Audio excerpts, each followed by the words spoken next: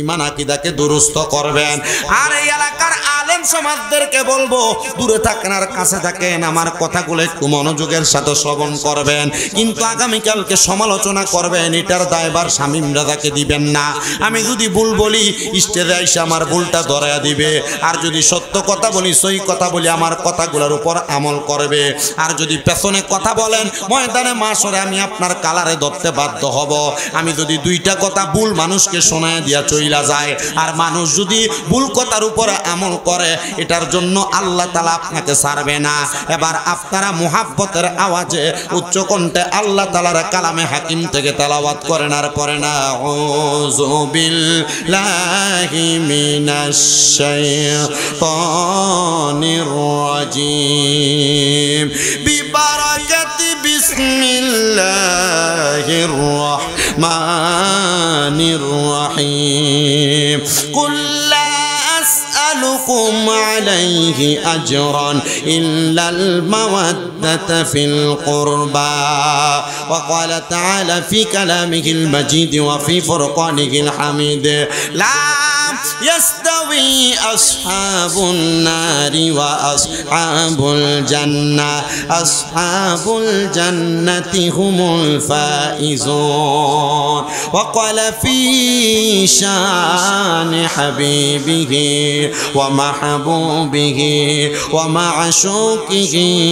مخبرا وآمرا إن الله وملائكته يصلون على النبي يا أيها الذين آمنوا صلوا عليه وسلموا تسليما شكر صلى محمد وعلى آل سيدنا নিচা কইরা এরপর বসা যান জবান খুলে দরুদ শরীফ পড়েন আল্লাহুম্মা সাল্লি সাইয়্যিদিনা মাওলানা মুহাম্মদ ওয়া আলা আলি সাইয়্যিদিনা শিখাইয়া প্রেম খেলা কইলু কাইলা কামলিওয়ালা একবার দেখা দিয়া মিঠাও জালা মুহাম্মাদিয়া রাসূলুল্লাহ আল্লাহুম্মা সাল্লি আলা সাইয়্যিদিনা মাওলানা মুহাম্মদ ওয়া আলা আলি সাইয়্যিদিনা মাওলানা আমি আমার রুটি এলাকার ভাই বাবাদের কাছে জানতে চাই, আপনারা বলেন আমার নবীর উপরে দুরূদ আদায় করলে লাভ আছে না নাই? লাভ আছে। কিন্তু আপনারা কেউ জোরে পড়েন, কেউ আস্তে পড়েন, মনে হয় বেদার হইতেছেন। মনে রাখবেন, আমার নবীর উপরে দুরূদ আদায় করলে বেদার হয় একটা লোক, বেদার হয় একজন, এটা হলো শয়তান। কথা কয় না কি? এই শয়তান বেদার হয়। আবার আমাদের সমাজে বর্তমান নয়, যুগ যুগ ধরে ধারাবাহিকভাবে চলে আসছে, নবীর দুরূদ পড়লে আমরারে বিভিন্নভাবে বেদাতি ফতুয়া দেয়, নবীরে দাঁড়াইয়া সালাম দিলে আমরারে বেদাতি ফতুয়া দেয়। আছে না নাই? মনে রাখতে হবে, আমার নবীর উপর দুরূদ আদায় করার কারণে শয়তান যেমন বেজার হয়েছে, এই যুগে আমরাও নবীর দুরূদ পড়লে যারা বেজার হয়, তাহলে বোঝা যায় তারা শয়তানের অনুপস্থিতিতে শয়তানের দায়িত্ব পালন করে। আমাদের বুঝতে দেরি হয় নাই, তারা শয়তান ছাড়া আর কেউ না। বাজান আমার, কেন আমার নবীর উপর দুরূদ আদায় করবেন? আমার আল্লাহ তাআলা পবিত্র কালামুল্লাহ শরীফের মধ্যে ঘোষণা করলেন, ইন্নাল্লাহা, নিশ্চয় আমি আল্লাহ, ওয়া মালাইকাতাহু, আমার ফেরেশতাদেরকে নিয়া, একজন দুইজন না, অসংখ্য ফেরেশতাদেরকে নিয়া আমার আল্লাহ কয় বান্দা ইউসাল্লুনা আলান নবী, আমার নবীর উপর দুরূদ আদায় করে জোরে কোন সুবহানাল্লাহ। আমি জানতে চাই, রুটি এলাকার বাবারা, নামাজ পড়ি আমরা কয় ওয়াক্ত? আস্তে কয় কয় ওয়াক্ত? এই 5 ওয়াক্ত নামাজ ফজর, যোহর, আসর, মাগরিব, এশা আছে না নাই? কিন্তু বাবা বাংলার কোন মৌলবী বলেন, বিশ্বের কোন মৌলবী সাহেব বলেন, কেউ প্রমাণ করতে পারবে না আমার আল্লাহর জন্য যে আমরা 5 ওয়াক্ত নামাজ পড়ি কোনদিন আমার আল্লাহ ফজরের নামাজ পড়ছে। কারণ আমরা তো জানি আল্লাহ হইল খালেক, আমরা হইলাম মাখলুক। খালেকের ইবাদত মাখলুক করে, আর খালেক কারোর ইবাদত করা লাগে না, কারণ তিনি ইবাদতের যোগ্য। আমার আল্লাহ কয় বান্দারা আমি আল্লাহ নামাজের হুকুম করলাম কিন্তু আমি আল্লাহ নামাজ আদায় করি না। আমি আল্লাহ রোজার হুকুম করলাম, আমি আল্লাহ রোজা আদায় করি না। আমি আল্লাহ হজ যাকাত দান সৎকার হুকুম করলাম, আমি আল্লাহ হজ যাকাত করি না। মাবুদ আপনি কি করেন জানতে চাই? আমার আল্লাহ ডাক দিয়ে কয় বান্দা ইউসাল্লুনা আলান নবী, আমি আল্লাহ আমার অসংখ্য ফেরেশতাদেরকে নিয়ে আমার মদিনার কামলিওয়ালা দয়াল নবীর উপর দুরূদ আদায় করি। আরে দুরূদের পাগল হইলে করবে নবী পার, কন্যা দুরূদের পাগল হইলে করবে নবী পার। আল্লাহুম্মা সাল্লি আলা পরবারে বার কন্যা আল্লাহুম্মা আইরে দুরূদের পাগল হইলে করবে নবী পার। বলেন দুরূদের পাগল হইলে করবে নবী পার। আল্লাহুম্মা সাল্লি আলা পরবারে বার। বলেন আল্লাহুম্মা আইরে নবীর দুরূদ পড়ে যারা, আরে পাক্কা ঈমানদার তারা। আইরে নবীর দুরূদ পড়ে, আইরে পাক্কা ঈমানদার তারা। আইরে তাই তো অহরহ দুরূদ, তাই তো অহরহ দুরূদ পরবারে বার। আল্লাহুম্মা সাল্লি আলা পরবারে বার। বলেন দুরূদের পাগল হইলে করবে নবী পার। বলেন দুরূদের পাগল হইলে করবে নবী পার। আল্লাহুম্মা সাল্লি আলা পরবারে বার। জবান খুলে জোরে কন্যা মারহাবা। বাজান আমার এবার গভীর মনোযোগ দিবেন। আমার আল্লাহ কয় আমি আল্লাহ শুধু একা দুরূদ পড়ি না, আমি আল্লাহ ঘোষণা করলাম ইয়া আইয়ুহাল্লাযীনা আমানু, ওহে যারা ঈমানদার। আমার আল্লাহ তাআলা এই আয়াতে কারিমার মধ্যে কোন মসজিদের ইমাম সাহেবরাও ডাক দেয় না, কারণ বর্তমান সমাজে বহু ইমাম সাহেবরা মিম্বরের মধ্যে দাঁড়ায়া আমার নবীর সালাতু সালামের বিরুদ্ধে ফতোয়া দেয়। এই কথা কয় না, আছে না নাই? বাজান আমার মনোযোগ দিবেন। কেন ফতোয়া দেয়? কারণটা কি? বলে হুজুর কারণটা অন্য কোনো কিছু নয়, তারা ইহুদিদের টেন্ডারবাজিতে তারা ব্যস্ত হয়ে গেছে, এই জন্য তারা আমার নবীর সালাতু সালামের বিরোধিতা করে। আরে মিলাদ কিয়াম নিয়া যুগের পর যুগ, যুগের পর যুগ কেউ ফতোয়া দেয় নাই। বর্তমান সমাজে ফতোয়া দেওয়ার কারণ হইল তারা নিজেদের যে কোনো একটা কমিউনিটি, নিজেদের একটা কমিউনিটি বাস্তবায়ন করতে চায়। মনে রাখতে হবে আমার আল্লাহ তাআলা এই জন্য কোনো ইমামরেও ডাক দেয় না, আমার আল্লাহ কোনো মুসলমানরেও ডাক দেয় না। আল্লাহর কাছে একবার জিজ্ঞেস করেন আল্লাহ আপনি কেন মুসলমানের ডাক দেয় না? কারণ মুসলমানের মধ্যে এমন অনেক জাতি আছে মুসলমান দাবি করে আমার নবীর মাটির নবী কয়, মুসলমান দাবি করে আমার নবীর গায়েবের এলেম মানে না, মুসলমান দাবি করে আমার নবীর হাজের নাজরের এলেম মানে না, ভয় এলেম মানে না, হাজের নাজরের গুণ মানে না। মুসলমানের মধ্যে এমন অনেক জাতি আছে যারা আমার নবীর সিফতি গুণগুলা মানতে চায় না। কথা কন্যা আছে না নাই? এই জন্য আমার আল্লাহ ডাক দিয়া কয় ইয়া আইয়ুহাল্লাযীনা আমানু, ওহে যারা ঈমানদার, সাল্লু আলাইহি, তোমরা ওই নবীর উপর দুরূদ আদায় করো। আল্লাহ গো কেমনে দুরূদ আদায় করব?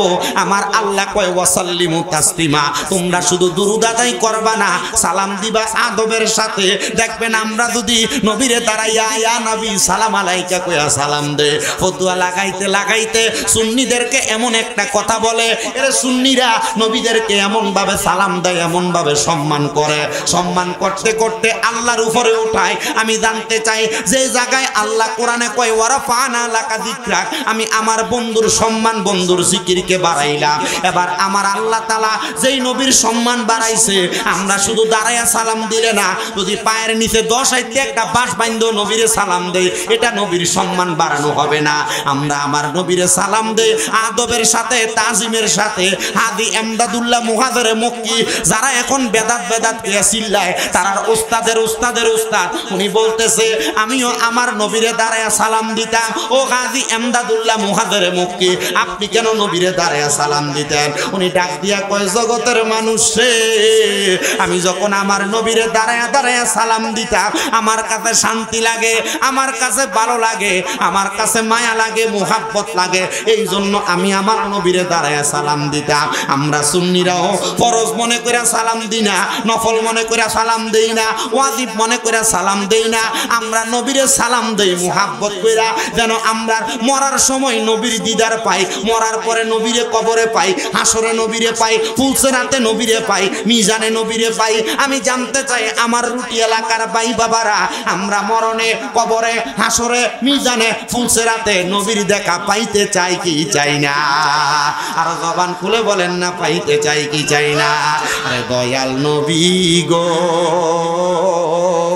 আমি মরণ কালে পাই যেন তোমারে বলেন দয়াল নবী যেন মরণে নবী কি ভয় আছে দয়াল নবী গো মরণ কালে পাই যেন আপনারে কন্যা দয়াল নবী গো আমরা মরণ কালে পাই যেন কাছে জবান খুলে বলেন না আল্লাহু আকবার এই জন্য আমার রুটি এলাকার ভাই বাবারা বন্ধুরা আমার দয়াল নবী রাহমাতুল লিল আলামিন নবীরে সালাম দেওয়ার ব্যাপারে আমার আল্লাহ জানায়া দেয় জগতের বান্দারা ওয়াসাল্লিমু তাসলিমা তোমরা ওই নবীরে সালাম দাও আদবের সাথে আসেন আমরা মুহাব্বতের সাথে আদব নিয়ে নবীর উপর দরুদ আদায় করি আল্লাহ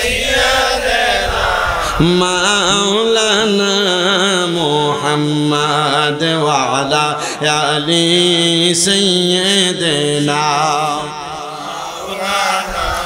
মুহাম্মদ লা ইলাহা লা কালমা লা ইলাহা লাল্লাহু লা ইলাহা লা হাসবি রব্বি জাল্লাল্লাহ পর মাফি কলবি গায়রুল্লাহ নূর মুহাম্মদ সাল্লাল্লাহু লা ইলাহা ইল্লাল্লাহ লা ইলাহা লা ইলাহা ইল্লা আল্লাহ তাআলার ইসমে জাতের জিকিরে মশগুল হয়ে যাবেন যেন আমার আল্লাহ তাআলা আপনার আমার জীবনের গুনাহগুলো maaf করে দেয় মুহাব্বতের আওয়াজে আল্লাহ তাআলার জিকির করেন আল্লাহ আল্লাহ আল্লাহ আল্লাহ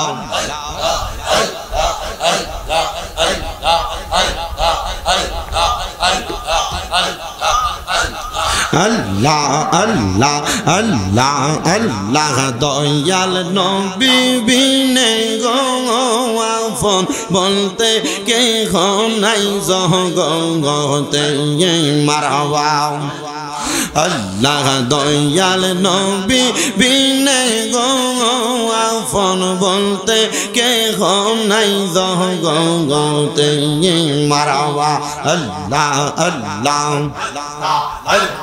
বেবে দেখি সব বিদেশি বেবে দেখি সব বিদেশি মিশা মায়ার ববেতে আপন বলতে কে নাই জগতে আমার দয়াল নবী বিনে গো আপন বলতে কে নাই জগতে মারহাবা আল্লাহ আল্লাহ যারা তোমার অতি গয়া পঙ্গন তারা সবাই মিলে মিশে পড়াইবে কাফন মারহাবা মাটির নিচে করবে দাফন মাটির নিচে করবে দাফন থাকতে গড়ে দিবে না আপন বলতে কে নাই জগতে আমার দয়াল নবী বিনে গো আপন বলতে কে নাই জগতে আল্লাহ আল্লাহ আল্লাহ আল্লাহ নূর নবীজি আমাদের আপন দয়াল নবীর মোহাব্বত যেন হয় মোদের মরণ মারহাবা আল্লাহ আল্লাহ নূর নবীজির জুব্বা খানি নূর নবীজির কালিমা খানি পরাই দিবা নিয়ে মুর্শিদ কইয়া যাও যাইবার কালে লইয়া যাইবা নিয়ে দয়াল কইয়া যাও যাইবার কালে লইয়া যাইবা নিয়ে মারহাবা আল্লাহ আল্লাহ কারবালা হারবি সদর জালা গঙ্গ আমরা সইতে পারি না আরে হাসান শহীদ জোহরেতে হোসেন কারবালা হাইরে হাসান শহীদ জোহরেতে হোসেন কারবালা কারবালা হারবি সদর জালা গঙ্গ আমরা সইতে পারি না মারহাবা আল্লাহ আল্লাহ আমার বাইনি আইব রে পুরাতের পানি লইয়া সর্বানন্দ কিনি কান্দে মন্ত পানে সাইয়া আমার বাইনি আইব রে আমার বাইনি আইব রে পুরাতের পানি লইয়া সর্বানন্দ কিনি কান্দে মন্ত পানে সাইয়া আমার বাইনি আইব রে আল্লাহ আল্লাহ আল্লাহ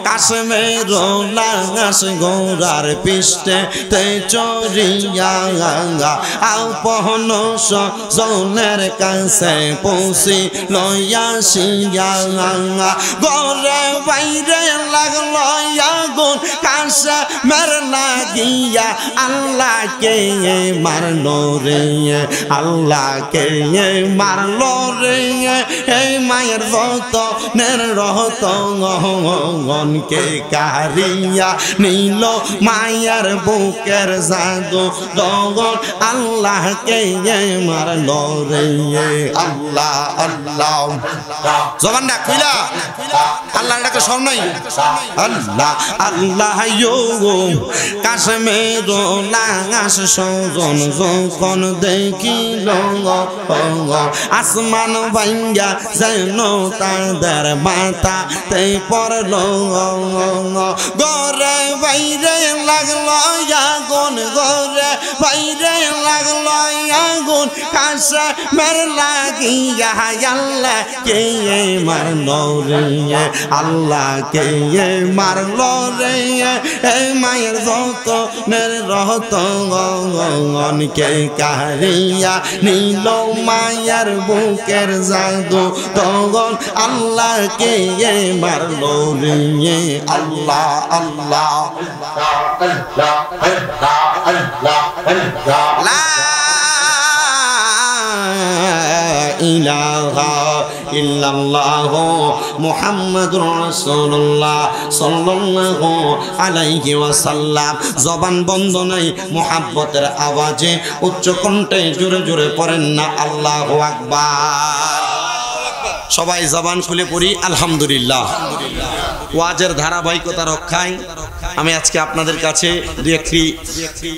দুইটা আয়াতে কারিমার উপর কথা বলার চেষ্টা করব তবে আমি আপনাদের কাছে যে এখানে এসেছি উপস্থিত হয়েছি অন্য কোনো দিনের মতো স্বাভাবিক অবস্থায় আসি নাই আজকে প্রায় 1 মাস 28 দিন যাবত আমার আম্মা জান অসুস্থ এখনো বিছানায় পড়া অপারেশন হয়েছে হওয়ার পর আমার আম্মা এখন হাঁটতে পারে না আপনারা দোয়া করবেন আমার আম্মার জন্য আল্লাহ যেন ওনাকে সুস্থতার নিয়ামত দান করে আমি আমার আম্মা জান অসুস্থ হওয়ার পরে এটা আল্লাহ তাআলার অশেষ কৃপা নাকি আমি জানি না চেষ্টা করেছি যত মাহফিল কম নিয়ে কাছাকাছির মাহফিলগুলা নিয়ে মাহফিলগুলাতে যাই তবুও আসার সময় আমার আব্বা ছোট ভাই কয়েকজনকে আমার কাছে দিয়ে আসি ধৈরা প্রস্রাব পায়খানা করানো লাগে এই জন্য আপনাদের দোয়ার বরকতে আমার ঘরের যে বাড়ি আমাদের 3টা রুম আমার আম্মা জান অসুস্থ হওয়ার পর আমি আমার খাটে আর কোনোদিন ঘুমাই নাই এই আম্মার অসুখ অসুস্থ হওয়ার পর আমি আমার আম্মা খাটে ঘুমাই, আমি আম্মার পাশে নিচে ঘুমাই। আমি এতটুক চিন্তা করে আমার আম্মা ঘুমায়, যদি কখনো ওইটা ডাক দেয় আর অসুস্থতার কারণে যে কোনো সমস্যা হয় আমি যেন সাথে সাথে সাড়া দিতে পারি। আপনারা শুধু আমার আম্মার জন্য দোয়া করবেন, আর দোয়া করবেন আমাদেরই বড় ভাই মাওলানা আব্দুল কুদ্দুস আল কাদেরী, ওনারও আব্বা জান ইন্তেকাল করছে। আমি এখানে আসার পথেই খবর পাইছি যে আপনাদের নূরপুর থাকা অবস্থায়। দোয়া করবেন আল্লাহ যেন ওনাকেও জান্নাতের আলা মকাম নসিব করে পড়ি, আল্লাহুম্মা আমিন। আপনাদের কাছে এতটুকু দোয়া কামনা করে আমি আমার বয়ানের ধারাবাহিকতা টানতেছি। আপনারা শুধু আমার জন্য দোয়া করবেন, আমি যেন আপনাদের কাছে আহলে বাইতে রাসূলের মহাব্বত দিয়ে একটা কথা বলতে পারি। আল্লাহ যেন আমার এই জবান থেকে আহলে বায়াতের পবিত্র কথাগুলো বলার তৌফিক দান করে। সবাই পড়ি আল্লাহুম্মা আমিন। বাবাজিরা আমার, রাসূল পাক সাল্লাল্লাহু আলাইহি ওয়াসাল্লাম আমাদের ঈমান বলেন, আমাদের ঈমান। আচ্ছা, ঈমানের মধ্যে যদি দুর্বলতা থাকে, নামাজ, রোজা, হজ, যাকাত, দান, সাদকা, এই সব কিছুর কোনো দাম আছে? সুন্দর কথা। আরো স্বাভাবিক বলার চেষ্টা করি। একটা ঘর বানাইলেন, ঘরের খুঁটি দিলেন 4টা, একটা খুঁটি তুফানে ভাঙছে, পরবর্তী তুফান আসার আগ পর্যন্ত যদি আপনি খুঁটি ঠিক না করেন, আপনি কোন ঘর কি থাকবো না যাইবো? সুন্দর কথা। তাহলে বুঝানেন একটা ঘরের টিকে রাখার জন্য খুঁটি যেমন জরুরি, একটা মুসলমান ইবাদতকে কবুল করার জন্য ঈমান তেমন জরুরি। কথা কোন ঠিক কি না? তাহলে আমাদের ঈমানের মূল নবী মুহাম্মদ রাসূল সাল্লাল্লাহু, তো রাসূল পাক সাল্লাল্লাহু আলাইহি ওয়াসাল্লাম আমাদেরকে জানাইয়া দিচ্ছেন, হে আমার উম্মতেরা, তোমরা যদি আমাকে মানতে চাও, আমাকে গ্রহণ করতে চাও, আমার ইতাআত করতে চাও, আমার অনুসরণ করতে চাও, তাহলে আমার আহলে বায়াতের অনুসরণ করো। জোরে পড়ি সুবহানাল্লাহ। বাড়ি ঘরে যে মা বোনেরা আছেন, আজকে রুটির যেই তরুণ সমাজ, যুব সমাজ, প্রবাসীরা, এলাকার মুরব্বিয়ানে কারাম মিলে এত সুন্দর জান্নাতের বাগান আপনারা সাজাইলেন। এই জান্নাতের বাগান সাজানোর উদ্দেশ্য লোক দেখানো, তাবারুক খাওয়া, নাকি ঈমানের মজবুত এবং ঈমানের দৃঢ়তা তৈরি করা, ঈমানের মজবুত করা? কথা কোন ঠিক কিনা? তাহলে আমার ভাইয়ারা আসেন, ঈমান মজবুত এবং দৃঢ়তার জন্য রাসূল পাক কেন এই কথাগুলা বললেন? আমার রাসূল 3টা কথার মধ্যে ঈমানকে পরিপূর্ণ রাখলেন। ইয়া রাসূলুল্লাহ, কোন 3টা কথা? নবীজি বলছেন, 1 নাম্বার, তোমাদের ঈমানটাকে আমি রাসূল সাল্লাল্লাহু আলাইহি সাল্লাম বললাম, তোমাদের ঈমান পরিপূর্ণ করার জন্য যখন আমি রাসূলের অনুসরণ করবা, তোমরা আমি নবীর অনুসরণের মাধ্যমে আমার আহলে বায়াতের অনুসরণ করবা। জোরে পড়েন সুবহানাল্লাহ। 2 নাম্বার, নবীজি বলছেন, আমার আহলে বায়াত হলো হযরতে নূহ আলাইহিস সালাতু ওয়াস সালামের নৌকার মতো। কিসের মতো? নূহ নবীর নৌকার মতো। কেন?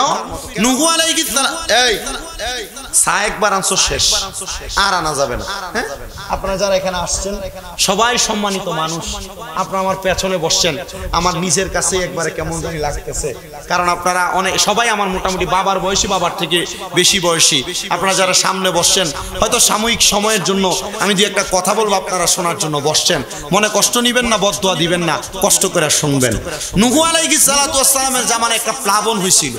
এই প্লাবনে মানুষ সরকারের মতো পানির তলে ডুবছে, কেউ পানির সাথে ভাইসা গেছে। কিন্তু নূহ নবী একটা নৌকা বানাইছেন, এই নৌকাতে যারা আরোহণ করছে তারা বাঁচছে। এই নূহ নবীর নৌকাতে যারা আরোহণ করে না, এর মধ্যে নূহ নবীর একটা ছেলে ছিল। কি ছিল? কি ছিল? কথা কয় না। কি ছিল? ছেলে ছিল। এই ছেলেটা থাকার কারণে এই ছেলেটা নূহ নবীর ডাকে সাড়া দেয় নাই। না দেওয়ার কারণে এই ছেলে বলছে, আব্বা যদি প্লাবন হয়, পানি যদি উঠে, পানি উঠলে আমরা ঘরের দরজা পর্যন্ত উঠবো, আমি টিনের সাল উঠতে যাবো। টিনের সালে উঠলে আর কি পানি এনে দেবো? নূহ নবী বলছে, যদি টিনের সালে ওঠে, আব্বা টিনের সাল থেকে গাছ উঁচা, আমি গাছে উঠবো। নূহ আলাইহিস সালাতু ওয়াস সালাম বলছে, যদি গাছে উঠে, আব্বা পাহাড় উঁচা, পাহাড়ে উঠবো। নূহ নবী বলছে, যদি পাহাড়ে উঠে? সন্তান বলছে, আব্বা এত বড় প্লাবন আমার জানা মতে আর হয় নাই। আল্লাহর নবী নূহ পয়গাম্বর। কি পয়গাম্বর? আল্লাহর নবী নূহ পয়গাম্বর। ডাক দিয়া কয় সন্তান তুমি তোমার কথা বলেছো কথা সত্য কিন্তু আমার আল্লাহ তাআলা আমি নূহ পয়গাম্বররে জানিয়ে দিছে এই পয়গাম্বর আপনি নূহ আলাইহিস সালাতু ওয়াস সালাম আপনি তাড়াতাড়ি নৌকা বানান আপনার এই নৌকার মধ্যে আপনি আরোহণ করবেন একজন দুইজন নিয়ে না হযরতে পয়গাম্বর নূহ নবীর উম্মত ছিল 80 জন কথা কয় না হযরতে পয়গাম্বর নূহ আলাইহিস সালাতু ওয়াস সালাম ডাক দিয়ে কয় জগতের মানুষ রে এই 80 জন উম্মতের মধ্যে 40 জন পুরুষ উম্মত 40 জন নারী উম্মত নূহ নবী ডাক দিয়া কয় জগতের মানুষ আমার আল্লাহ আদেশ করার সাথে সাথে আমি আমার সব উম্মতরে ডাক দিয়া বললাম উম্মতেরা রে তোমরা রেডি হয়ে যাও আমার আল্লাহ বলছে অতি সত্বর আমি নূহ নবীরে যারা কষ্ট দেয় আমি নূহ নবীরে যারা মানে না তাদেরকে আমার আল্লাহ তাআলা প্লাবনের মাধ্যমে লয় কইরা দিব নূহ নবী ডাক দিয়া কয় উম্মত তোমরা আমি নূহ নবীর ডাকে সাড়া দাও এবার সাড়া দিয়া নূহ নবীর উম্মতেরা নূহ নবীর কথা মোতাবেক আমল করতেছে কর্মকার্য সম্পাদন করতেছে কিন্তু পয়গাম্বর নূহ আলাইহিস সালাতু ওয়াস সালাম আল্লাহর দরবারে 2 রাকাত নফল নামাজ আদায় কইরা আমার আল্লাহ তাআলার কাছে দোয়া করে আল্লাহ এই প্লাবনের সময় আমি পয়গাম্বর নূহ নবীর উম্মতেরা তারা কেমনে বাঁচবো কোন পথে বাঁচবো আমার আল্লাহ ডাক দিয়া কয় পয়গাম্বর নূহ আলাইহিস সালাতু ওয়াস সালাম আপনি চিন্তা করবেন না কারণ যেই জায়গার মধ্যে আমি আল্লাহ তাআলা বিপদ রাখছি গো আমি আল্লাহ তাআলা ওই বিপদ থেকে রক্ষা করার জন্য আমি আমার বান্দার জন্য একটা রাস্তা তৈরি করে রাখছি নূহ নবী ডাক দিয়া কয় আল্লাহ আমার উম্মতরে কেমনে বাঁচাইমু পয়গাম্বর এই কথা বলতে দেরি রে আমার আল্লাহ পয়গাম্বর নূহ আলাইহিস সালাতু ওয়াস সালাম রে ডাক দিয়া কয় ওই পয়গাম্বর আপনি তাড়াতাড়ি একটা সুন্দর নৌকা বানান ওই নৌকার মধ্যে আপনি একা উঠবেন না আপনার উম্মতদেরকে জোড়ায় জোড়ায় আগমন করাইবেন শুধু উম্মত আগমন করাইবেন না যত প্রাণীকুল আছে ওই প্রাণীকুলগুলোরে আপনি জোড়ায় জোড়ায় আগমন করাইবেন নূহ নবী ডাক দিয়া কয় আমি আমার নৌকা যখন বানানি শুরু করলাম আমার উম্মতের আগে আমি নূহ নবীর সন্তানের মধ্যে একটা সন্তান যার নাম ছিল শুকুর ওই শুকুর নামের অর্থ হলো ক্রন্দনকারী শুকুর নামের অর্থ হলো ক্রন্দনকারী নূহ নবী ডাক দিয়া কয় আমার সন্তান আইসা আমি পয়গাম্বর নূহ নবীরে ডাক দিয়া কয় আব্বা ও আব্বা এই শুকনা কাঠের মৌসুম সবকিছু তামার মতো মরুভূমি হয়ে রইছে বাবা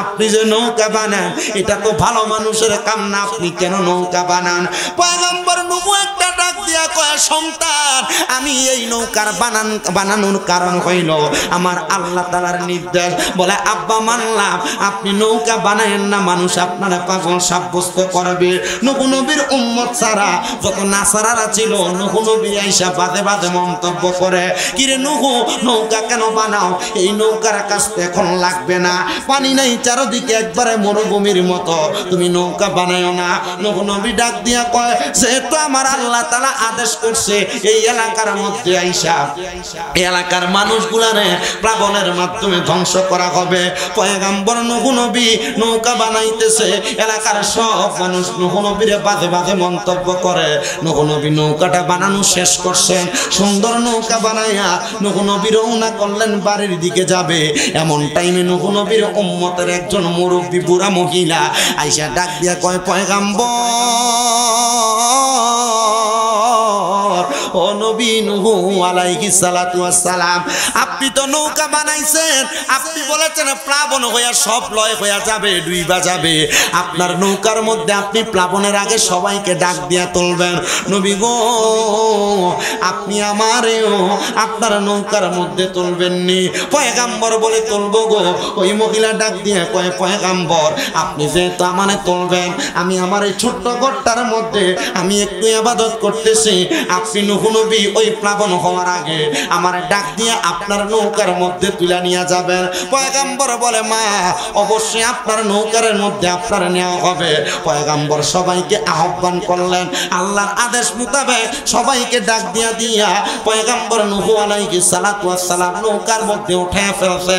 কিন্তু আমার আল্লাহ তাআলা হিকমতের মাধ্যমে ওই বৃদ্ধ মহিলার কথা নূহ নবীরে ভুলায় রাখছে।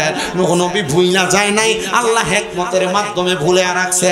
নবীরা ভুইলা যায় এই কথা বলা কুফরি, এটা করলে কাফের হয়ে যাওয়ার সম্ভাবনা সবচাইতে বেশি। হযরতে নূহ পয়গম্বর সবাইকে ডাক দিয়া তোলে, কিন্তু নূহ নবীর ওই সন্তানটারে ডাক দেয়, ওই সন্তান ওঠে না। পানি বাড়তে বাড়তে এত উঁচা হয়ে গেছে পাহাড় পর্যন্ত, সন্তানরা নূহ নবীর নৌকার মধ্যে যায় না। আরে পয়গম্বর ডাক দিয়া কই আল্লাহ আমার সন্তানটারে এত ডাকলাম, বড় মায়ার সন্তান, বড় আদরের সন্তান, আমার সন্তান আমার সাথে নৌকাতে আরোহণ করে নাই। আল্লাহ গো আপনি তার হেদায়েত দেন নাই। আমার আল্লাহ তাআলা পয়গম্বরে ডাক দিয়ে কই পয়গম্বর ধৈর্য ধারণ করেন। আমি আল্লাহ তাআলা এমন ভাবে নবীদের ধৈর্যের পরীক্ষা নেই, যেমন ভাবে ইব্রাহিম নবীর নিছি, যেমন ভাবে ইউনূস নবীর নিছি, যেমন ভাবে হযরতে দাউদ নবীর নিছি গো, যেমন ভাবে হযরতে আইয়ুব নবীর 7টা সন্তানরে একবারে ওয়ালের নিচে ফালায় আমি আল্লাহ তাআলা পরীক্ষা নিছি। নূহ নবী ধৈর্য ধারণ করেন গো, আমি আল্লাহ তাআলা অতি সত্বর আপনারে সান্ত্বনা প্রদান করব। এমন ভাবে যাইতে যাইতে অনেক দিন পর্যন্ত যখন নূহ নবীর প্লাবন শেষ হয়ে গেছে, নূহ নবীর নৌকাটা একটা পাহাড়ের সাথে এসে ঠেকছে, চারদিক শুকিয়ে গেছে। পয়গম্বর নূহ আলাইহিস সালাতু ওয়াস সালামের যখন ওই প্লাবন শেষ হয়ে যায়, নূহ নবী ডাক দিয়ে কয় জগতের মানুষ রে, আমি প্লাবনের পরে আমার সব উম্মতকে নিয়ে নৌকা থেকে নামছি। এমন টাইমে আমার মনে হয়ে গেল একজন বৃদ্ধা মহিলা না আমারে বলছিল আমার নৌকাতে ওঠানোর জন্য, আমি বৃদ্ধা মহিলারে আমার নৌকাতে উঠাই নাই।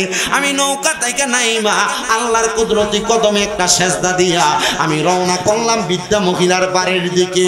আমি ঘরের দরজার মধ্যে যাইয়া আসসালামু আলাইকুম বলে সালাম প্রদান করলাম। আমি সালাম প্রদান করার সাথে সাথে মহিলাটা ঘরের দরজা খুলে ফেলছে। দরজা খুলে ডাক দিয়া কয় নূহ নবী প্লাবনের বুঝি সময় হয়ে গেছে, আপনি বুঝি আপনার নৌকাতে আমারে ওঠানোর জন্য আনছেন। নূহ নবী বলে আমি তার সামনে আর কোনো কথা বলি নাই, আমি শুধু জিজ্ঞাসা করছি ও মহিলা তুমি এতক্ষণ পর্যন্ত কি করছো? বলে আপনারা যে বলছি আমার নৌকায় নিয়ে যাওয়ার জন্য আমি 2 রাকাত নামাজের নিয়ত বানছি, মাত্র সালাম ফিরাইলাম, আপনি আমার ঘরের দরজায় সালাম দিছেন। পয়গম্বর ডাক দিয়া ওই মহিলারে কয় মা আপনি আর 2 রাকাত নামাজ আদায় করেন। আর পয়গম্বর আমার আল্লাহর দরবারে 2 রাকাত নামাজের নিয়ত কইরা আল্লাহরে ডাক দিয়া কই আল্লাহ প্লাবন হইয়া সমুদ্রের পানির মতো ঢেউ খেলছে, এই মহিলা তার ঘরে ছিল, সকল কিছু লয় হয়ে গেছে গো, এই মহিলাটা তো পানির নিচে যায় নাই।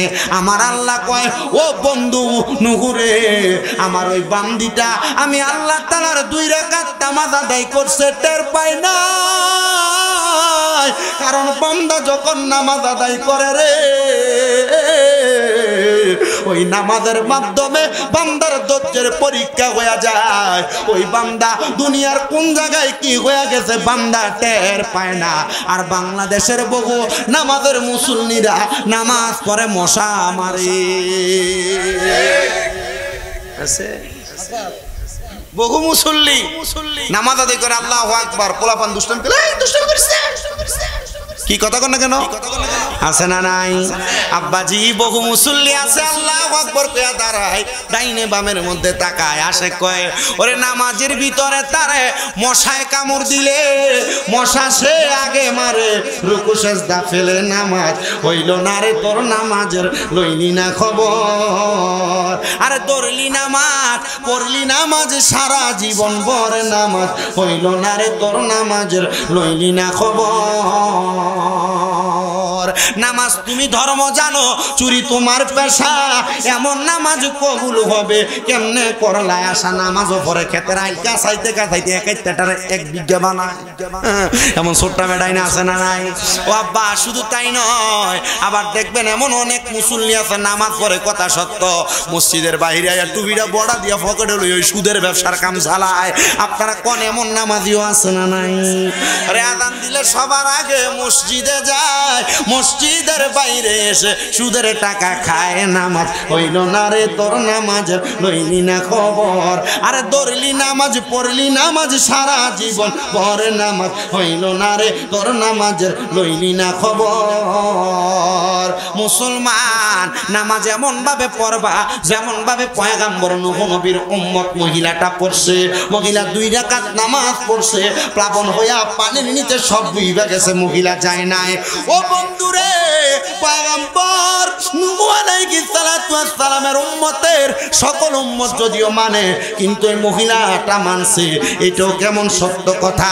নূহ নবী ডাক দিয়া কয়, জগতের মানুষ রে, আমি যখন আমার নৌকাটাকে এক জায়গায় রাইখা দিলাম, ইহুদিরা আমি নূহ পয়গম্বর রে এমন ভাবে অস্বীকার করা শুরু করছে। এরা রাস্তা দিয়ে যখন যায়, রাত্রবেলা যাওয়ার সময় আমি নূহ নবীর নৌকাতে পায়খানা কইরা দেয়। এমন অনেক জাতের বালা শয়তান আছে না?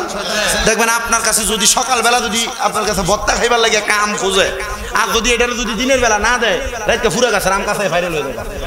এমন সুর আছে না? এই কথা কই না আছে না? আবার এমন দেখবেন অনেক মানুষ সমাজে চলে ঠিক, সত্য ঠিক, সব কিছু সুন্দর করে করে, কিন্তু দেখবেন এমন জায়গার ভিতরে আপনার নামে একটা ফেস লাগাই দিব, আপনার বালা কাম যা আছে একটা ফেসের কারণে সব শেষ। কথা কয় না কা আছে না নাই? ভালো মানুষ ভালো ভালো কাজ করে এগুলো দেখতে পারে না। এলাকার ভিতরে এই জাতের শয়তান আছে না নাই? আপনি যদি কোন আছে আমি কমু আছে, যদি কোন নাই তবু কমু আছে, বলে কি লাগে হুজুর? দেখবেন বহু রকমের মানুষ আছে যারা সমাজ যেমন ফিতনা তৈরি করে। আল্লাহ আইগুলা থেকে আমাদেরকে হেফাজত করেন, জোরে কোন আমিন। আমার মুসলমান ইমানদারেরা, পয়গম্বর নূহ নবীর নৌকা এমন ভাবে ফালায়া রাখা, নূহ নবীর নৌকাতে আইসা ইহুদিরা নূহ নবীর বিরোধীরা পায়খানা কইরা দেয়। পায়খানা করতে করতে নৌকাটারে টই টুম্বর বানাইছে। নূহ নবী আমার আল্লাহর কাছে ডাক দিয়ে কয়, আল্লাহ এত কষ্ট করে নৌকাটা বানাইলাম, এরা আমার নৌকাটার মধ্যে পায়খানা কইরা দেয়। আল্লাহ আপনি কি এই পায়খানা করনেওয়ালা গুলারে আপনি শাস্তি দিতেন না? পয়গম্বর ডাক দিয়ে কয়, আল্লাহ ও আল্লাহ গো, আপনি একটা উপায় বাহির করে দেন না। আমার আল্লাহ কয়, পয়গম্বর আপনি আমি আল্লাহ তাআলার একটা বাণীর উপর আমল করেন, ইন্নাল্লাহা মা'আস সাবিরিন, নিশ্চয় ধৈর্য ধারণকারীর সাথে আল্লাহ আছে। পয়গম্বর ডাক দিয়ে কয়, আল্লাহ আপনি আমার সাথে আছেন, আল্লাহ মাইনা নিলাম। তো এলাকার সব মানুষ নূহ নবীর নৌকার মধ্যে পায়খানা করছে, ছোট্ট ছোট্ট 2টা বাচ্চা। এরা যাওয়ার সময় নূহ নবীর নৌকার মধ্যে পায়খানা কইরা বাড়িতে যাইয়া দাদির সঙ্গে গল্প করে, এ দাদি খবর কি জানোনি গো, এলাকার সব মানুষ নূহ নবীর নৌকাতে পায়খানা করছে, আমরা আসার সময় করছি, আমরা মনে হয় সবাই করছে গো, শুধু তুমি একজন মহিলা বাকি, বুড়া মানুষ, হাঁটতেও পারে না ঠিক মতো, লাঠি বট দিয়া দিয়া হাঁটে। দাদি ডাক দিয়া কয়, এ 2 জন নাতি, তোমাদের কাছে আমার আবদার, যে তো সবাই পয়গম্বরের নৌকাতে পায়খানা করছে, একটু আমারে লইয়া যাও না গো, আমরাও যে সেই নৌকার মধ্যে পায়খানা করতাম। দাদিরে ধইরা ধইরা নৌকার কাছাতে বসায়া নূহ নবীর নৌকাতে পায়খানা করার জন্য বসাইছে। আর এমন টাইমে আল্লাহর কুদরতের খেলা, বুড়া মানুষ বালা করে হাঁটতে পারে না, চর্মরোগ হওয়া, চামড়া গুলার মধ্যে কিরা ফোকে কামড়ায়। মহিলা পড়ার পরে 2 নাতি দাঁড়িয়ে রইছে, আর মহিলাটা ওই ময়লা স্তূপওয়ালা, ময়লাওয়ালা, পায়খানাওয়ালা, প্রস্রাবওয়ালা নৌকার মধ্য থেকে উদয় হইয়া নাতিদেরকে ডাক দেয়। নাতিরা ডাক দিয়ে কয়ে, কই রে, আমরা তো আমাদের বৃদ্ধ দাদির এখানে বসাইছি, উনি পরে গিয়েছিলেন, কিন্তু দাদিটা এমন ভাবে উদয় হয়েছে, দাদির শরীরের কিরা রোগ গুলা বিদায় হয়ে গেছে। এলাকার মানুষের কাছে জানাজানি হয়ে গেছে, পয়গম্বর নূহ নবীর ময়লাওয়ালা, প্রস্রাব পায়খানাওয়ালা নৌকার মধ্যে যে মানুষগুলা যায় যায় প্রস্রাব পায়খানা করছো, বৃদ্ধ মহিলার শরীরের মধ্যে কিরায় রোগ ধরা, ওই মহিলা ওই মহিলা পানির মধ্যে প্রস্রাব পায়খানার মধ্যে পড়ার কারণে কিরার রোগ গুলা ভালো হয়ে গেছে। তো এলাকার যেই মানুষটার হাতের মধ্যে খোসপাসরা বিছি আছে, যে প্রস্রাব পায়খানা গুলা লইয়া গায়ের মধ্যে লাগায়, দেখে বালা হয়ে যায়। হয়, যেটা হাঁটতে পারে না লয়া শরীরে লাগায় হাঁটতে পারে। এমন ভাবে নূহ নবীর নৌকাটারে পরিষ্কার করছে। এবার প্রস্রাব পায়খানা লাগে না নৌকাটার মধ্যে থাইকা, যত রকমের প্রস্রাব পায়খানা এগুলারে পানি দিয়া ধুইয়া নূহ নবীর নৌকারে পরিষ্কার করছে। পয়গম্বর নূহ নবী দূরে দাঁড়ায় হাসে, আর আমার আল্লাহর কাছে ডাক দিয়ে কয়, আল্লাহ তোমার কুদরতের খেলা বোঝা বড় দায়। আল্লাহ এরাই প্রস্রাব পায়খানা করছে, আবার নিজেরাই প্রস্রাব পায়খানা গুলা পরিষ্কার করছে গো আল্লাহ, তুমি কেমনে এই খেলাটা খেলাইলা? আমার আল্লাহ তাআলা জানিয়ে দেয়, পয়গম্বর এই নৌকার মধ্যে আবার যারা আরোহণ করবে তারাই আপনার উম্মত হইয়া বাইসা যাবে। আর আমার নবী কয়, আমার আহলে বায়াত ওই নৌকার মতো যারা এই নৌকাতে আরোহণ করেছিল তারা বেঁচে গেছে, এই নৌকারে মুহাব্বত করেছে বেঁচে গেছে। ও নবী গো, আপনার আহলে বায়াতরে যারা মুহাব্বত করবে, আমি আল্লাহ তাআলার নবী রাহমাতুল লিল আলামিন নবী ঘোষণা করতেছি, জগতের বান্দারা উম্মতেরা তারাও নাজাত পেয়ে যাবে, জান্নাত পেয়ে যাবে। জোরে সুরে পড়ি সুবহানাল্লাহ। নবী গো,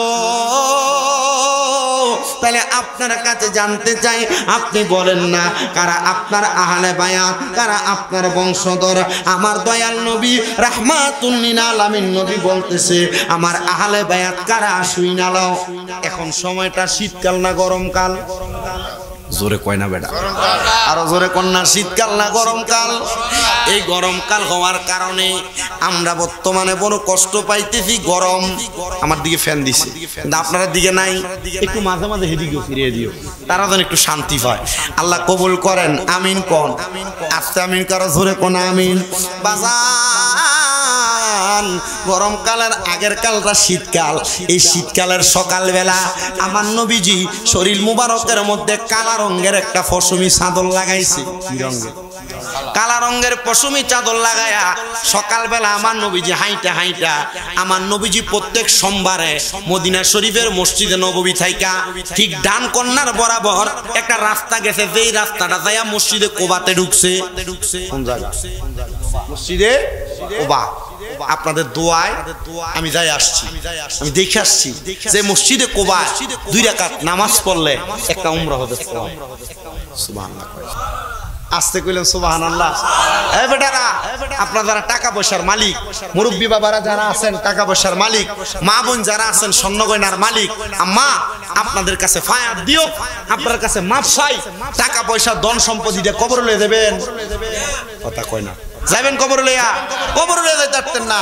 1,30,000, 40,000, 50,000 টাকা হইলে বর্তমানে মক্কা মদিনা যাওন যায়। আপনার কাছে আবদার করি, কষ্ট করে 1,30,000, 40,000, 50,000 টাকা একলগে করেন, মক্কা মদিনার টিকিটটা লন, একটা উমরা হজে যান, যাই ঘুরে আইয়েন। দেখবেন আব্বা, এই 1.5 লাখ টাকা খরচ করে মক্কা মদিনা গেলে যে শান্তি পাইবেন, এই শান্তি বাংলাদেশে এসি রুমে ঘুমাইলে পাইতেন না। হ্যাঁ,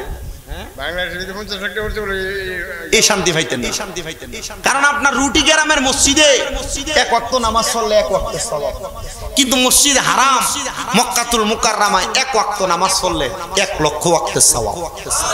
আর মিয়া, যেদিন আমি মক্কা থেকে বিদায় হয়ে চলে আসি, আমি আসার সময় এসার আজান হইতাছে, আমারে আমার ড্রাইভার সাহেব ফোন দিয়া কইতাছে, হুজুর তাড়াতাড়ি আইয়েন, আপনার ফ্লাইট মিস হইব, যাওয়ান লাগবো জেদ্দা।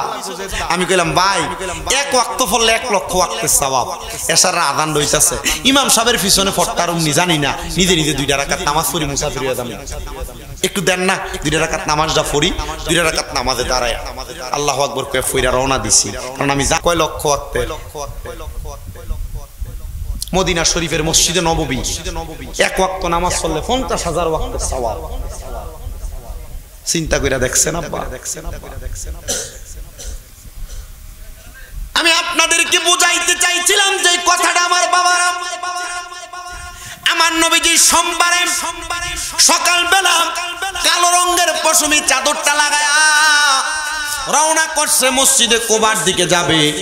এই মসজিদে কুবা এবং আমার দয়াল নবীজির মদিনার শরীফ রওজা মুবারক, এই দুইটার মাঝ বরাবর ডান দিকে খাতুনে জান্নাত মা ফাতেমাতুজ জহরার হুজরা মুবারক বাড়ি। মারহাবা কইতেন না বাজানো?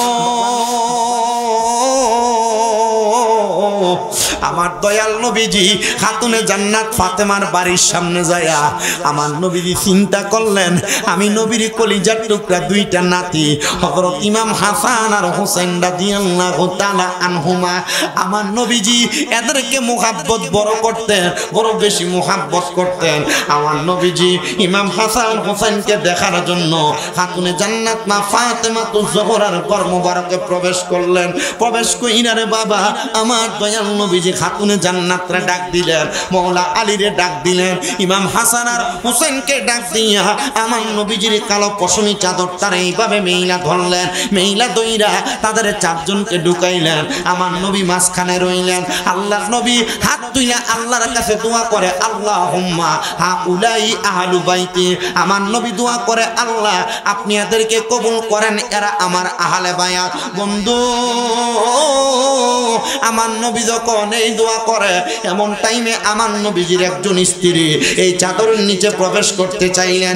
নবী আমার ডাক দিয়া কই, স্ত্রী গো তুমি তোমার জায়গায় সম্মানিত আর এরা এদের জায়গায় সম্মানিত।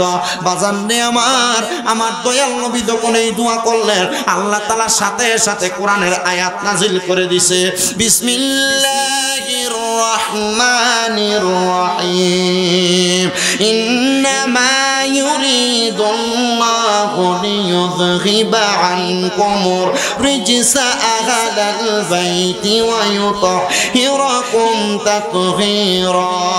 জবান খুলে উচ্চ কণ্ঠে জোরে জোরে পড়েন না আল্লাহু আকবার। আমার আল্লাহ জানায়া দেয়, বন্ধু নবী গো নিশ্চয় যারা আপনার আহলে বায়াত, আমি আল্লাহ তাআলা তাদের মধ্য থেকে সকল প্রকার অপবিত্রতা দূর কইরা ওয়া ইউতাহিরাকুম তাতহীরা, আমি আল্লাহ তাদেরকে পবিত্র বানিয়ে দিছি। আসে কয় ও মনোবাই ফাঁকেতে পাঞ্জাতন নিরাকারে নিরঞ্জন, এক বস্তুতে দুই রকম বুঝায়। শরীয়তের সতেক নাম, তরিকতের নাই মুকাম, হাকিকত বুঝিলে মারফত পাই রে মন পাগলা বনরায়। ও তুই ডুব দিলি না পাকে দরিয়ায়, ও তুই ডুব দিলি না পাকে দরিয়ায় রে মন পাগলা বনরায়, ও তুই ডুব দিলি না পাকে দরিয়ায়। জবান খুলে জোরে জোরে কন্যা আল্লাহু আকবার। বাজানো আমার দয়াল নবী রাহমাতাল লিল আলামিন নবীজি এবার হুমা ফাতেমার হুজরা মোবারক থেকে বের হওয়ার সময় হযরত ইমামে আলী মাকা ইমাম হাসান রাদিয়াল্লাহু তাআলা ঘুরে নবীর ডান হাত মুবারকে লইয়া বাম হাত মুবারকে ইমাম হোসেন রাদিয়াল্লাহু তাআলা ঘুরে নিয়া আমার নবী সামনের দিকে হাঁটতেছে। তো মদিনাতুল মুনাওয়ারা যে পাহাড়ি রাস্তা এবড়ো থেবড়ো, বর্তমানে বড় সুন্দর, ওই রাস্তা দিয়া ছোট দুইজন ভাই যখন হাঁটে তারা একটু কষ্ট অনুভব করলেন। আমার নবীজি ইমাম হাসান রে ওনার ডান কাঁধ মুবারকে উঠাইয়া ইমাম হুসাইনকে ওনার বাম কাঁধ মুবারকে উঠাইয়া আমার নবীজি সামনের দিকে হাঁটে। এমন টাইমে একজন সাহাবী দেখা বলে, হাসান হুসাইনের ভাগ্য কত ভালো, তারা কত দামি একজন সাওয়ারের উপরে উঠছে। আমার দয়াল নবীজি গার মুবারকটা ফিরে ডাক দিয়া কয়, সাহাবী রে হাসান হুসাইন দামি, হাসান হুসাইনের ভাগ্য শুধু ভালো না, হাসান হুসাইন যেই গোড়ার মধ্যে যেই সাওয়ারের উপর উঠছে এটা শুধু দামি না, এই সাওয়ারের উপর যেই দুইজন সাওয়ারি তারাও দামি, তাদেরও তেমন সম্মান। নবী গো আমি আপনার প্রশংসা করলাম, আপনি হাসান হুসাইনের প্রশংসা করলেন। আমার নবী কয়, যেই জায়গার মধ্যে আমি নবীর প্রশংসা করবা সেই জায়গার মধ্যে আমার আহলে বায়াতের প্রশংসা করবা, আমি নবীর ঘোষণা। জোরে সোরে বলেন না সুবহানাল্লাহ। ও রুটি গ্রামের মানুষ রে, কেন মহরম মাসের মাহফিল সাজাইলা? এটার কারণ হইল নবীরেও ভালোবাসো, নবীর আহলে বায়াতরেও ভালোবাসো। কথা কন্যা ঠিক কিনা? ও বন্ধু আমার দয়াল নবী ইমাম হাসান আর হোসেনকে নিয়ে মসজিদে নববীর মধ্যে খেলাধুলা করেন। আমার দয়াল নবী খেলাধুলার টাইমে এমন টাইমে আমার দয়াল নবীজির কন্যা খাতুনে জান্নাত ফাতেমা যখন নবীজির এই দুইটা নাতিরে দেখতেছে না, উনি দৌড়াইয়া মসজিদ নববীর দিকে রওনা করলেন। এমন টাইমে আমার আল্লাহ তাআলার ফেরেশতা মুআল্লিমুল মালাইকা হযরতে জিবরাইল আলাইহিস সালাতু ওয়াস সালাম আমার নবীর কাছে আগমন করলেন। আর কি কি যেন বললেন। আমার দয়াল নবীজির চোখ মুবারকের পানি মুবারকগুলা টপ টপ করে ছেড়ে দিছে আমার নবী কান্দে আর ডাক দিয়া হযরত ইমাম হাসান আর হুসাইন রে আমার নবীজির ডান মুবারকের মধ্যে বসায়া আমার নবীজি হযরত ইমাম হুসাইন রাদিয়াল্লাহু তাআলা আনহুর গলা মুবারকের মধ্যে চুম্বন করতেছে ইমাম হাসান রাদিয়াল্লাহু তাআলা আনহুর ঠোঁট মুবারকে চুম্বন করতেছে খাতুনে জান্নাত ফাতেমা ঘরের মসজিদে নববীর বাহির থেকে ডাক দিয়া কয় আব্বা যান ও বাবা আপনি যেই কোনো কর্ম করেন সকল কর্মগুনা আমার আল্লাহ তাআলার নির্দেশ মোতাবেক করেন ও বাবা আপনি যে ইমাম হাসান রে ঠোঁট মুবারকের মধ্যে চুমা দিয়েছেন আর ইমাম হুসাইন রে গলা মুবারকে চুমা দিয়েছেন এটার কারণটা জানতে চাই আমার দয়াল নবী ডাক দিয়ে কয় ফাতেমা জিবরাইল আমিন খবর দিছে আমার ইমাম হাসান রাদিয়াল্লাহু তাআলা আনহুরে ওই কুফা নগরীতে অনেক দুষ্ট বেঈমানেরা আমার ইমাম হাসান রে তারা বিষ পান করে দিব আরে বিষ শুধু পান করায় নাই একবার দুইবার তিনবার চারবার ছয়বার বিষ পান করাইছে ইমাম হাসান রাদিয়াল্লাহু তাআলা আনহু বিষ পান যখন করছে কিন্তু ইমাম হাসান রাদিয়াল্লাহু তাআলা আনহু শাহাদাত বরণ করে নাই প্রশ্ন করা হয় কেন আপনি ইন্তেকাল করেন নাই শাহাদাতের পেয়ালা পান করেন নাই উনি বলেন যেই ঠোঁটের মধ্যে রাহমাতুল লিল আলামিন নবী চুম্বন করছে রহমতের নবীর ঠোঁট মুবারক লাগার কারণে বিষ দিয়া আমি ইমাম হাসান রে তারা মারতে পারে না সপ্তমবার ইমাম হাসান রাদিয়াল্লাহু তাআলা আনহু রে এমন ভাবে বিষ পান করাইছে আরবের মরুভূমির ছোট ছোট নুরি পাথর ওনারা সারাবানের সাথে শরবতের সাথে তারা গোলায়া ইমাম হাসান রে পান করে দিছে দুনিয়ার মানুষ একটু ব্যথা পাইলে উফ কইয়া চিৎকার মারে আল্লাহ গো কইয়া চিৎকার মারে মাগো কইয়া চিৎকার মারে আর ইমাম হাসান রে যখন তারা বিষ পান করাইছে ইমাম হাসান রাদিয়াল্লাহু তাআলা আনহু মাটির মধ্যে চক্কর খায়া পইরা নানা গো কইয়া চিৎকার মারছে আর আমার নবীর কলিজার টুকরা নাতি হযরত ইমাম হুসাইন নানা গো শব্দটা শুই না দৌড়ায়া চইলা গেছেন ইমাম হাসানের কাছে ডাক দিয়া কয় ভাই ও ভাই আপনি বলেন না আপনি কেন এই জায়গায় নানা বইয়া চিৎকার মাইরা পড়ছেন বলে আমারে পূর্বের মতো এখনো আরেকবার বিষ পান করাইছে বলে কারণটা কি বলে তারা আমারে কোনো কারণ বলে নাই কিন্তু তারা আমারে বিষ পান করাইছে ইমাম হুসাইন রাদিয়াল্লাহু তাআলা আনহু ছিলেন একটু জালালি মেজাজের তরবারিটা বাহির কইরা ডাক দিয়া কয় ভাই একবার বলেন না কে আপনার বিষ পান করাইছে আমি আমার তরবারি দিয়া তার গর্দান আলাদা করে দিব একজন আসে কেটার সুরে সুরে লেখে আরে ও ভাই কহে একবার শুনি আরে কে তোমারে খাওয়াইলো জহর নবীজির পরানি রে বাইরে আমার সোনার চন্দ্রমণি ও ভাই কহে একবার শুনি আর কে তোমারে খাওয়াইলো জহর নবীজির পরানি রে বাইরে আমার সোনার চন্দ্রমণি আকাশ কান্দে বাতাস কান্দে কান্দে দরিয়ার পানি আরে দুই পুত্র রাইয়া কান্দে জান্নাতে ফাতেমা জননী রে বাইরে আমার সোনার চন্দ্রমণি ছোট ভাই কয় বড় ভাই গো ও ভাই কেমনে যাচ্ছ লিয়া আরে আজকে থেকে গেলাম গো আমি বাইগারা হইয়া রে বাইরে আমার সোনার চন্দ্রমণি আল্লাহ বলে ও জিবরাইল জিবরাইল যাও না রে চলিয়া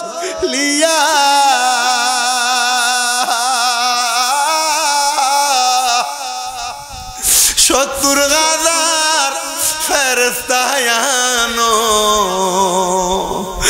জানাজার লাগিয়া রে বাইরে আমার সোনার চন্দ্রমণি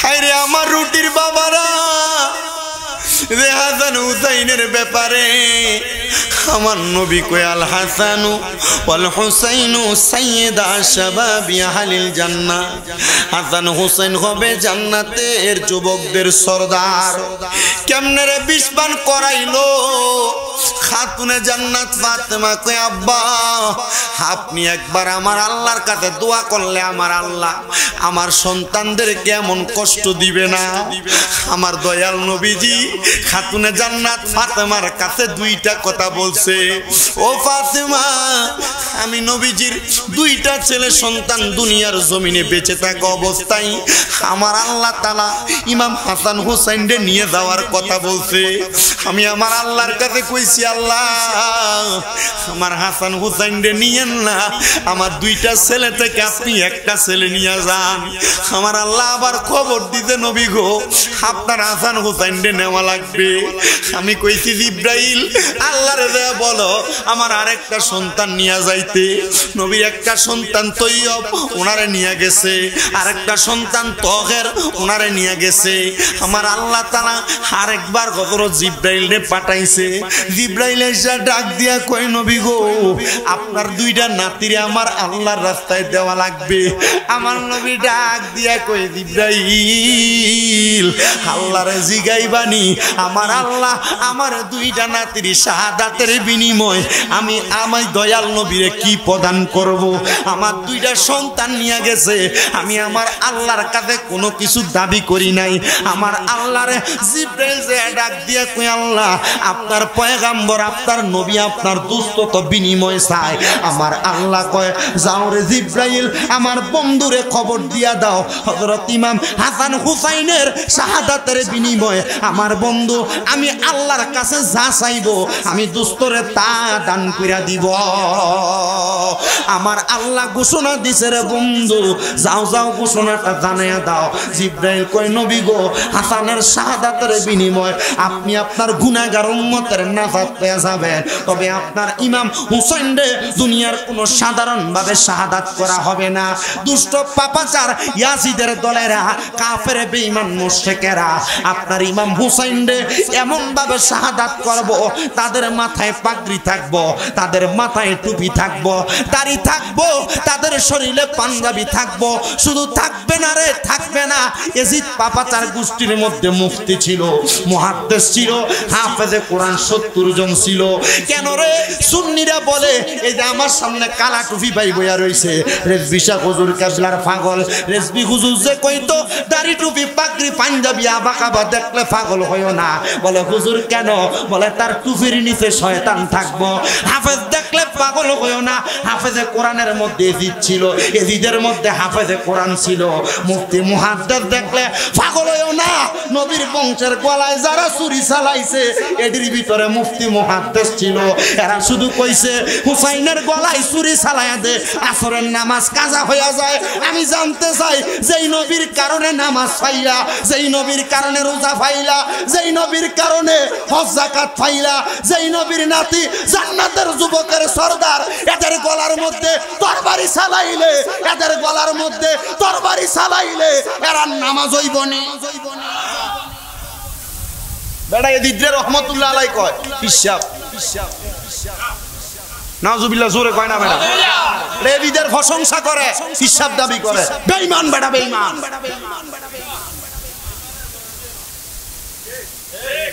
কথা কয় না কেন এজিদের প্রশংসা করে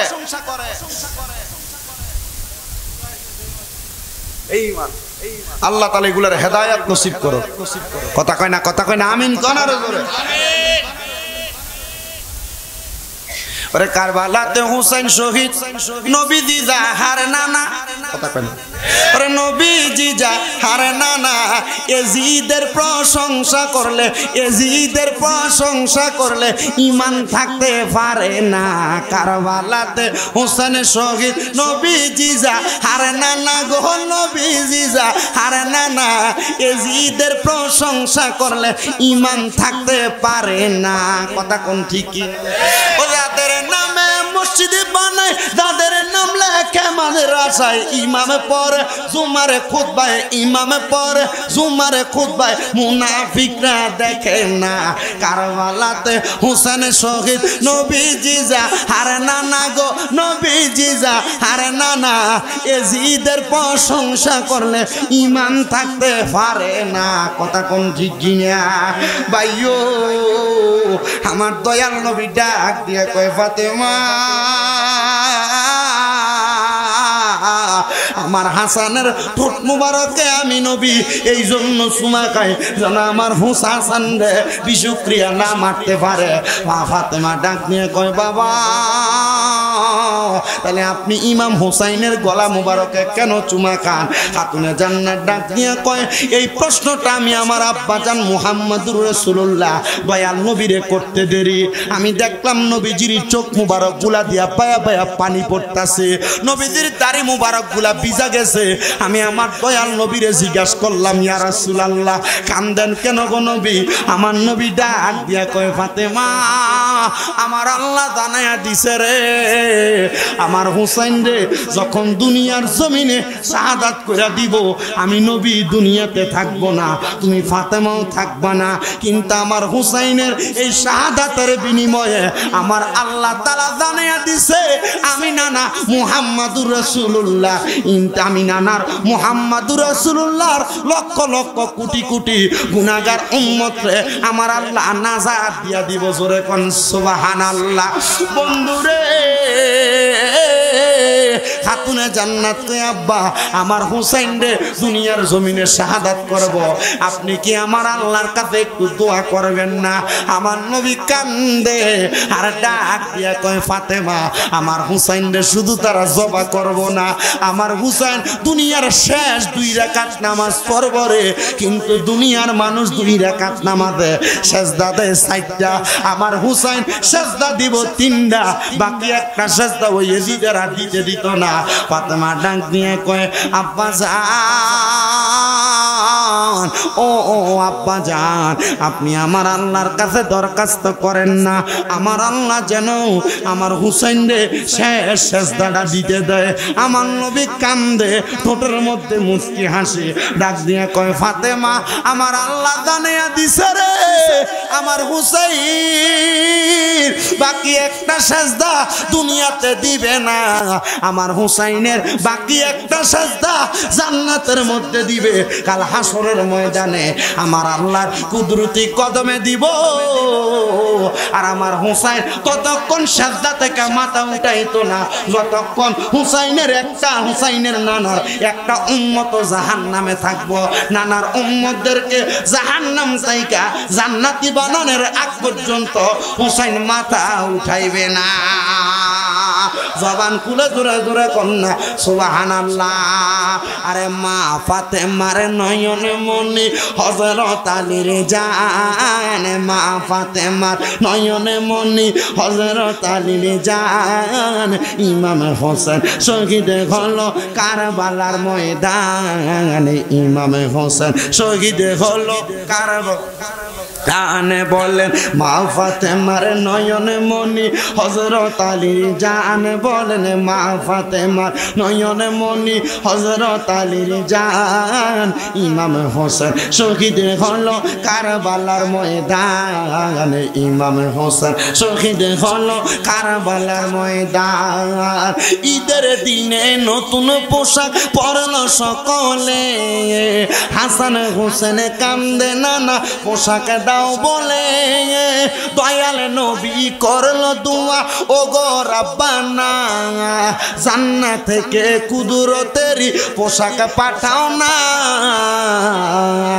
লা লাল সবুজের সেই পোশাকে কারবালার নিশান, লাল সবুজের সেই পোশাকে কারবালার নিশান। ইমাম হোসেন শহীদে হলো কারবালার ময়দানে, ইমাম হোসেন শহীদে হলো কারবালার ময়দান। বলেন মা ফাতেমার নয়ন মনি হযরত আলীর জান, বলেন মা ফাতেমার নয়ন মনি হযরত আলীর জান। ইমাম হোসেন শহীদে হলো কারবালার ময়দান। ও বন্ধু আমার দয়াল নবী ডাক দিয়ে কয় ফাতেমা হোসাইনের বাকি একটা সেজদা হাসরের ময়দানে দিবে। আমার দয়াল নবী দুনিয়া থেকে ইন্তেকাল কইরা বিদায় হয়ে গেছে। ইমাম হোসেন রাদিয়াল্লাহু তাআলা আনহুর কাছে ইয়াজিদ বাহিনীরা 1200 মতান্তরে 1250 চিঠি পাঠাইছে হোসেন কারবালার ময়দানে কুফা নগরীতে আসেন। ইমাম হোসেন একটা চিঠির জবাবও দেয় না। নবীর বংশধর, নবীর আহলে বায়াত এবং বংশধর আহলে বায়াত সহ নবীর সহচররা বলে ও ইমাম হুসাইন আপনি কারবালায় যাইয়েন না, কুফা নগরীতে যাইয়েন না। বলে কেন? কুফার মানুষেরা বেঈমান, কুফার মানুষেরা কাফের, কুফার মানুষেরা বড় নিষ্ঠুর। বলে কেন? বলে আপনার আব্বা জানরে তারা দাওয়াত দিয়া নিয়ে গেছে, নামাজের মধ্যে দাঁড়াইছে, আপনার আব্বা হযরত মাওলা আলীর পায়ের মধ্যে তারা তীর মেরা দিছে, আপনার আব্বা জানরে তারা আঘাত দিয়ে সেখানে কতল করে দিছে, আপনি সেখানে যাইয়েন না। ইমাম হোসেন কই গেলাম না। 1250 নাম্বার সিডিটা যখন দিছে সিডির মধ্যে লেখা দিছে ইমাম হোসেন আপনি মুহাম্মাদুর রাসূলুল্লাহর নাতি, আমরা আপনার কাছে বায়াত গ্রহণ করতে চাই। আপনি যদি কুফায় না আসেন আমরা আপনার নানার কাছে নালিশ দিমু যে হোসাইনের কাছে আমরা বায়াত নিতে চাইছি, হোসাইন আমরার কাছে আইছে না, হোসাইন আমরার কাছে বায়াত গ্রহণ করছে না। এবার ডাক দিয়া কয় ও নাতি, ও মুহাম্মাদুর রাসূলুল্লাহ সাল্লাল্লাহু আলাইহি ওয়াসাল্লামের নাতি ইমাম হোসেন আপনি কুফাতে আসেন না। উনি ডাক দিয়া কয় আর আমি থাকতে পারলাম না, যে তো দোহাই দিছে আমার দয়াল নবীর। মারহাবা কোন মারহাবা। ও আব্বা জান, ও নবীর উম্মতের দলেরা, এমন কত দোহাই পাই আমরা, আপনারা জানেন কিনা জানি না। আপনাদের দোয়ার বরকতে কুমিল্লা শহরে আমার 6টা মাদ্রাসা, আমার বহু ভক্ত মুরিদানদার ওই পোলাপান আমার মাদ্রাসায় পড়ে, একসাথে 5টা পলাইছে, আবার তাই না আনছে। শুধু কইছে চিন্তার দরকার নাই, পলাইছে অসুবিধা নাই, বাড়িতে চলে যাবে। ও বাবা একটা কথাই বলতেছি, মুরিদান কোরআনের মতো সামর্থ্য আমার নাই, আমার কাছে কোনো অধিকার নাই। তবে যেই দিন থেকে খেলাফত দিছে এরপর শুধু বলছি ও হুজুররা খেলাফত নিয়ে আমি আপনার আর বায়াত করাইতে পারবো না। কারণটা কি জানেন? কারণ আমি নিজেই পার হইতে পারবো না। কয় হুজুর দায়িত্ব পাইছেন মুরিদ যেহেতু করান না, তাইলে আল্লাহর কাছে জবাব দিবেন কি? এরপর থেকে এই প্রশ্নের সম্মুখীন হওয়ার পর বলছি ঠিক আছে, দুই একটা কথার উপর আমল করবেন, এগুলাই মুরিদানের শর্ত। মুরিদ হওয়া আব্বা ডাকা এটা মুরিদান না, মুরিদ হওয়া ফকরি টুপি ফাকরি লাগায় ঘুরা নামাজ না পড়া এটা মুরিদান না, পীরের আদেশ না মানা এটা মুরিদানের কাম না। বায়াত শব্দের অর্থ অঙ্গীকার করা, কথা কন না, বায়াত শব্দের অর্থ অঙ্গীকার করা, ওয়াদা করা, এই কাজগুলা করব, এই কাজগুলা করব না। তো আমি শুধু আমার যারা ভক্তবিন্দু তারা দুই একটা কথা বলছি, তাহাজ্জুদের নামাজ পড়বা, আম্মা আব্বারে কষ্ট দিবা না, আর দুনিয়াতে কখনো দুশমনের রাসূলের সঙ্গে আপোস করবা না। এই কাজগুলা যদি করতে পারো, আল্লাহ রাসূলের পথ মোতাবেক চলাফেরা করতে পারো, ঈমান নিয়ে মরতে পারবা। বন্ধুরে আজকে আমার একটা ভক্তের ছেলে নিয়ে গেছে আমার বাড়িতে, আমি তারার কাছে বলছি কেন আসছেন? বলে হুজুর ফোলা 8 পারা পড়ছে, এখন বাড়িতে যাওয়ার পর কয় আর পড়তো না। আমি তারা জিগাইলাম আমার মাদ্রাসায় ভর্তি হইলি কয়দিন? কয় হুজুর 8 মাস। 8 মাসে কয় পারা পড়ছস? কয় হুজুর 6 পারা। আমি কইলাম এই 6 পারা যে পড়ছস ইয়াদ আছে কেমন? কয় হুজুর যেদিক দিয়া জিজ্ঞাসা করবেন আলহামদুলিল্লাহ। 3টা প্রশ্ন করলাম, আলহামদুলিল্লাহ জবাব সুন্দর কইয়া দিছি। 8 পারা পড়ছস, 8 মাসের মধ্যে শেষ করছস, আগামী 1 বছরে হাফেজে কোরআন হয়ে যাবে। তার মা কান্দে আর কয় হুজুর আমার পুত্রের দোয়া করে দেন। তারে কয় হুজুরের পায়ে ধরে মাপ চা। আমি কই মাপ চাওয়া লাগতো না, এখন থেকে মা বাপের কাছে মাপ চাইবি, মা বাপের পায়ে ধরে থাকবি। কারণ আপনাদের দোয়ার বরকতে আমি শামীম দাদা এলেম কালাম দিয়া বক্তা না, আম্মা আব্বার সন্তুষ্টি দিয়া বক্তা। আরে আল্লাহ তাআলার কাছে এতটুকু বলতে পারবো, আমার মা যে অসুস্থ পড়া রইছে, আল্লাহ তাআলা হয়তো আমারে পরীক্ষা করতেছে। আজকে 9 বছর আমি ওয়াজ করি, ক্লাস 10 পাস করার পরে দাখিল পরীক্ষার পর থেকে আমি আমার আল্লাহর কাছে কইছি, আল্লাহ দাখিল পরীক্ষা দেওয়ার পর থেকে ওয়াজ করি, আমি মা বাবার ওয়াজটা বেশি করি। আল্লাহ হয়তো আপনি আমার পরীক্ষা করে আমার মারে অসুস্থ বানায় ফালায় রাখছেন। আমার আম্মার প্রস্রাব, আমার আম্মার পায়খানা আমি আমার নিজ হাত দিয়ে কোষ করে পরিষ্কার করি, নিজে প্রস্রাব পায়খানার জামাগুলা ধুই। এটা কই আমি আপনাদের কাছে বড় হই না, আমি শুধু আপনাদের কাছে এতটুক বলে দিয়ে যাই, যেদিন দেখবেন আম্মা আব্বার প্রস্রাব পায়খানা পরিষ্কার করতে ঘিন লাগে না, মনে করবেন আপনি মা বাবার সাচ্চা পাক্কা ভক্ত। আমি আপনাদেরকে কেন কথাগুলা বলতেছি, আমি আমার যত ভক্ত আছে তারারও বলি, আমি ওয়াজ মাহফিলে আমার শ্রোতাদেরকে বলি, এই জন্য আমি আপনাদেরকে বলতেছি। তো নবীর নাতি ইমাম হুসাইনের কাছে তারা বায়াত নিবে, তাহলে বায়াতের মানে হইল অঙ্গীকার করা, ওয়াদাবদ্ধ হওয়া। ইমাম হুসাইন রওনা করবে, এমন টাইমে হযরত মুসলিম বিন আকিল ইমাম হুসাইনের ডাক দিয়ে কই, ও ভাইজান আপনি কুফায় যায়েন না, আমি কুফা নগরীতে রওনা করি। কুফায় যায়া যদি দেখি কুফার অবস্থাটা ভালো, আমি আপনার চিঠি লেখা খবর দিব, আপনি কুফা নগরীতে যাবেন, এর আগে যায়েন না। মুসলিম বিন আকিল ইমাম হুসাইন কয়, আপনি যাওয়া লাগবে না, আমি যাই। মুসলিম বিন আকিল ডাক দিয়ে কয়, ইমাম হুসাইন আপনি যদি কুফা নগরীতে যান, এদিকটা যদি আপনারা শহীদ করে দেয় আপনার নানা মুহাম্মাদুর রাসূলুল্লাহ দয়াল নবী, যদি আমি মুসলিম বিন আকিল রে প্রশ্ন করে, তুমি বাইসা থাকতে আমার নাতির গলায় ছুরিটা আগে কেন লাগলো, আমি দয়াল নবীরে জবাব দিতে পারবো না, আমারে অনুমতি দেন, আমি আগে কারবালার ময়দানে চলে যাই, কুফা নগরীতে চলে যাই। মুসলিম বিন আকিল রে অনুমতি দিছে, রওনা করছে। পেছন দিয়া কে যেন পাঞ্জাবি টান দিয়া ধরে রাখছে। মুসলিম বিন আকিল কয়, আটকাইস না রে, কে ধরে রাখলা, আমারে অনুমতি দাও, আমি তাড়াতাড়ি যাই। পেছনে ফিরা দেখে মুসলিম বিন আকিলের ছোট ছোট দুইটা বাচ্চা হযরত মুহাম্মদ আর ইব্রাহিম। ডাক দিয়া কয়, আব্বা কেন ধরছ? আব্বা যান আপনি কুফায় যাবেন, আমরা রেখে নিতেন না। বলে, তোমরা ছোট মানুষ কেমনে যুদ্ধ করবা, তোমরা কেমনে যাইবা? আব্বা আপনি কেন যাইবেন? বলে, মুহাম্মাদুর রাসূলুল্লাহর কাছে যেন জবাব দিতে না করা লাগে। আব্বায়ো আপনারে নবী জিগাইবো, আমরারে জিগাইলে আমরা কি জবাব দিব?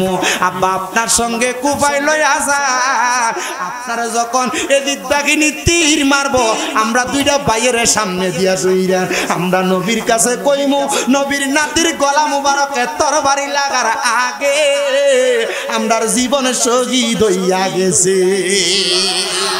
জবান খুলে ধরে ধরে কোন সুবহানাল্লাহ।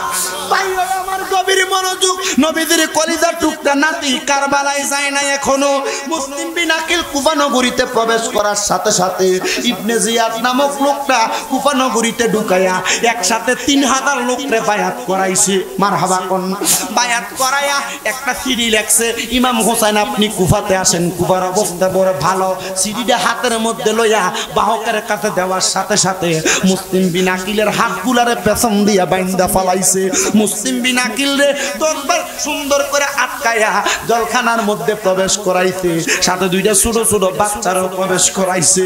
হায় রে, মুসলিম বিন আকিল কয়ে দিদের আচরণ বলে এমন, প্রথমে সুন্দর আচরণ পরে বাজে আচরণ। তাহলে বোঝা যায় প্রথমে সুন্দর আচরণ পরে বাজে আচরণ। কথা কবুরে কার আচরণ? এজিদের আচরণ। এবার যখন আটকাইছে, আল্লাহর কি ভাগ্যের নির্মম পরিহাস বান্দার। ওই বান্দা জমিনের মধ্যে টাকা অবস্থায় রে, এবার ওই জেলখানার মধ্যে যেই প্রহরী ছিল, এই প্রহরী আহলে বায়াতের প্রেমিক। মারহাবা কয় না, আরো ধরে কয় না মারহাবা। আহলে বায়াতের প্রেমিক প্রহরী ডাক দিয়া কয়, মুসলিম বিন আকিল রওনা করেন, এখান থেকে চলে যান। বলে, কেমনে যাব? আমি এখান থেকে চইলা গেলে তারা তো আমারে ধরতে পারবে। বলে, না না না, ধরতে পারবে না, আপনি এখান থেকে যে এলাকার মধ্যে আহলে বায়াতের দাওয়াত প্রদান করেন। কত করে করে যায়, সব ঘরের মধ্যে দাওয়াত দেয়, মুসলিম বিন আকিলের দাওয়াত কেউ গ্রহণ করে না। কারণ ইবনে জিয়াদ ঘোষণা দিছে, ও কুফার মানুষ রে, নবীর বংশের দাওয়াত যে গ্রহণ করবা তার তরবারি দিয়ে কতল করা হবে। যাইতে যাইতে এদিদের বাড়িতে চাকরানির কাজ করতে একটা মহিলা এদিদের বাড়িতে খাদেমার কাজ করত, কিন্তু সেই দিন জ্বর থাকার কারণে এজিদের বাড়িতে যায় নাই। মুসলিম বিন আকিল ওই মহিলার ঘরের সামনে দেয় সালাম দেয়, আসসালামু আসসালামু আলাইকুম, একটু পানির ব্যবস্থা নি হবে। মহিলা কোনাকে ঘরে ঢুকায়া আহলে বায়াতের সদস্য সম্মান করছে, পানি পান করায়া ডাক দিয়া আল্লাহর কসম করে বলি, আপনি যদি আমার ঘরের দরজায় না আসতেন আমি আপনারে আমার এখানে দাওয়াত করে আনতাম না। আপনারে পানি পান করাইছি, তবে আপনি আমার ঘর থেকে যাইয়েন না। এজিদ ঘোষণা দিছে, আপনারা যে খুইজা দিব, আপনারা খুইজা দিলে তার 100 ওট উপহার দিব। আমি পারতাম না গো আপনার এজিদ বাহিনীর হাতে তুইলা দিতে। লুকে লুকে ওই ঘরের মধ্য থেকে ইসলামের দাওয়াত দেয়, নবীর প্রেমের দাওয়াত দেয়, আহলে বায়াতের দাওয়াত দেয়। ইবনে হযরতে মুসলিম বিন আকিল রে ধরার জন্য গুপ্ত সোল লাগায় দিছে। 3000 দিরহাম লইয়া মাথায় পাগড়ি পাঞ্জাবি লাগায়া ওই ঘরের পাশে আইসা একটা মসজিদে সুবহানাল্লাহ আলহামদুলিল্লাহ জিকির করে, 7 দিন একটানা ইবাদত করে। সবাই জিগায় কে আপনি? বলে আমি আহলে বায়াতের প্রেমিক, সিরিয়া থেকে আসছি। বলে আহলে বায়াতের একজন সদস্য হযরত মুসলিম বিন আকিল নাকি কুফা নগরীতে আসছে, আমি ওনাকে কিছু হাদিয়া প্রদান করার জন্য আসছি। কিন্তু আসলে হাদিয়া দিতে আসে নাই, উনি কার ঘরে আছে সেই খবর জানার জন্য আসছে। ভাইও হযরত মুসলিম বিন আকিলের কাছে যখন ওই গুপ্তচররে নিছে, ইবনে জিয়াদ খবর পাইয়া মুসলিম বিন আকিল রাদিয়াল্লাহু তাআলা আনহু ধরার জন্য 10 জন সদস্য 5টা ঘোড়া নিয়ে পাঠাইছে।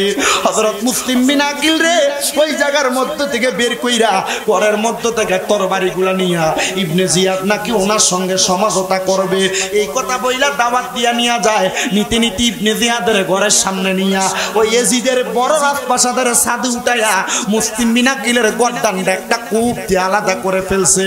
ছোট 2টা বাচ্চারে ঘরের মধ্যে আটকায় রাখছে। ছোট 2টা বাচ্চারে রাত্রে আবার ছাইরা দিছে ওই কারাগারের যিনি সদস্য। ছোট 2টা বাচ্চা যাইতে যাইতে রে পথ ভুলে গেছে, কোন জায়গায় যাবে আর দিশা পায় না। আরে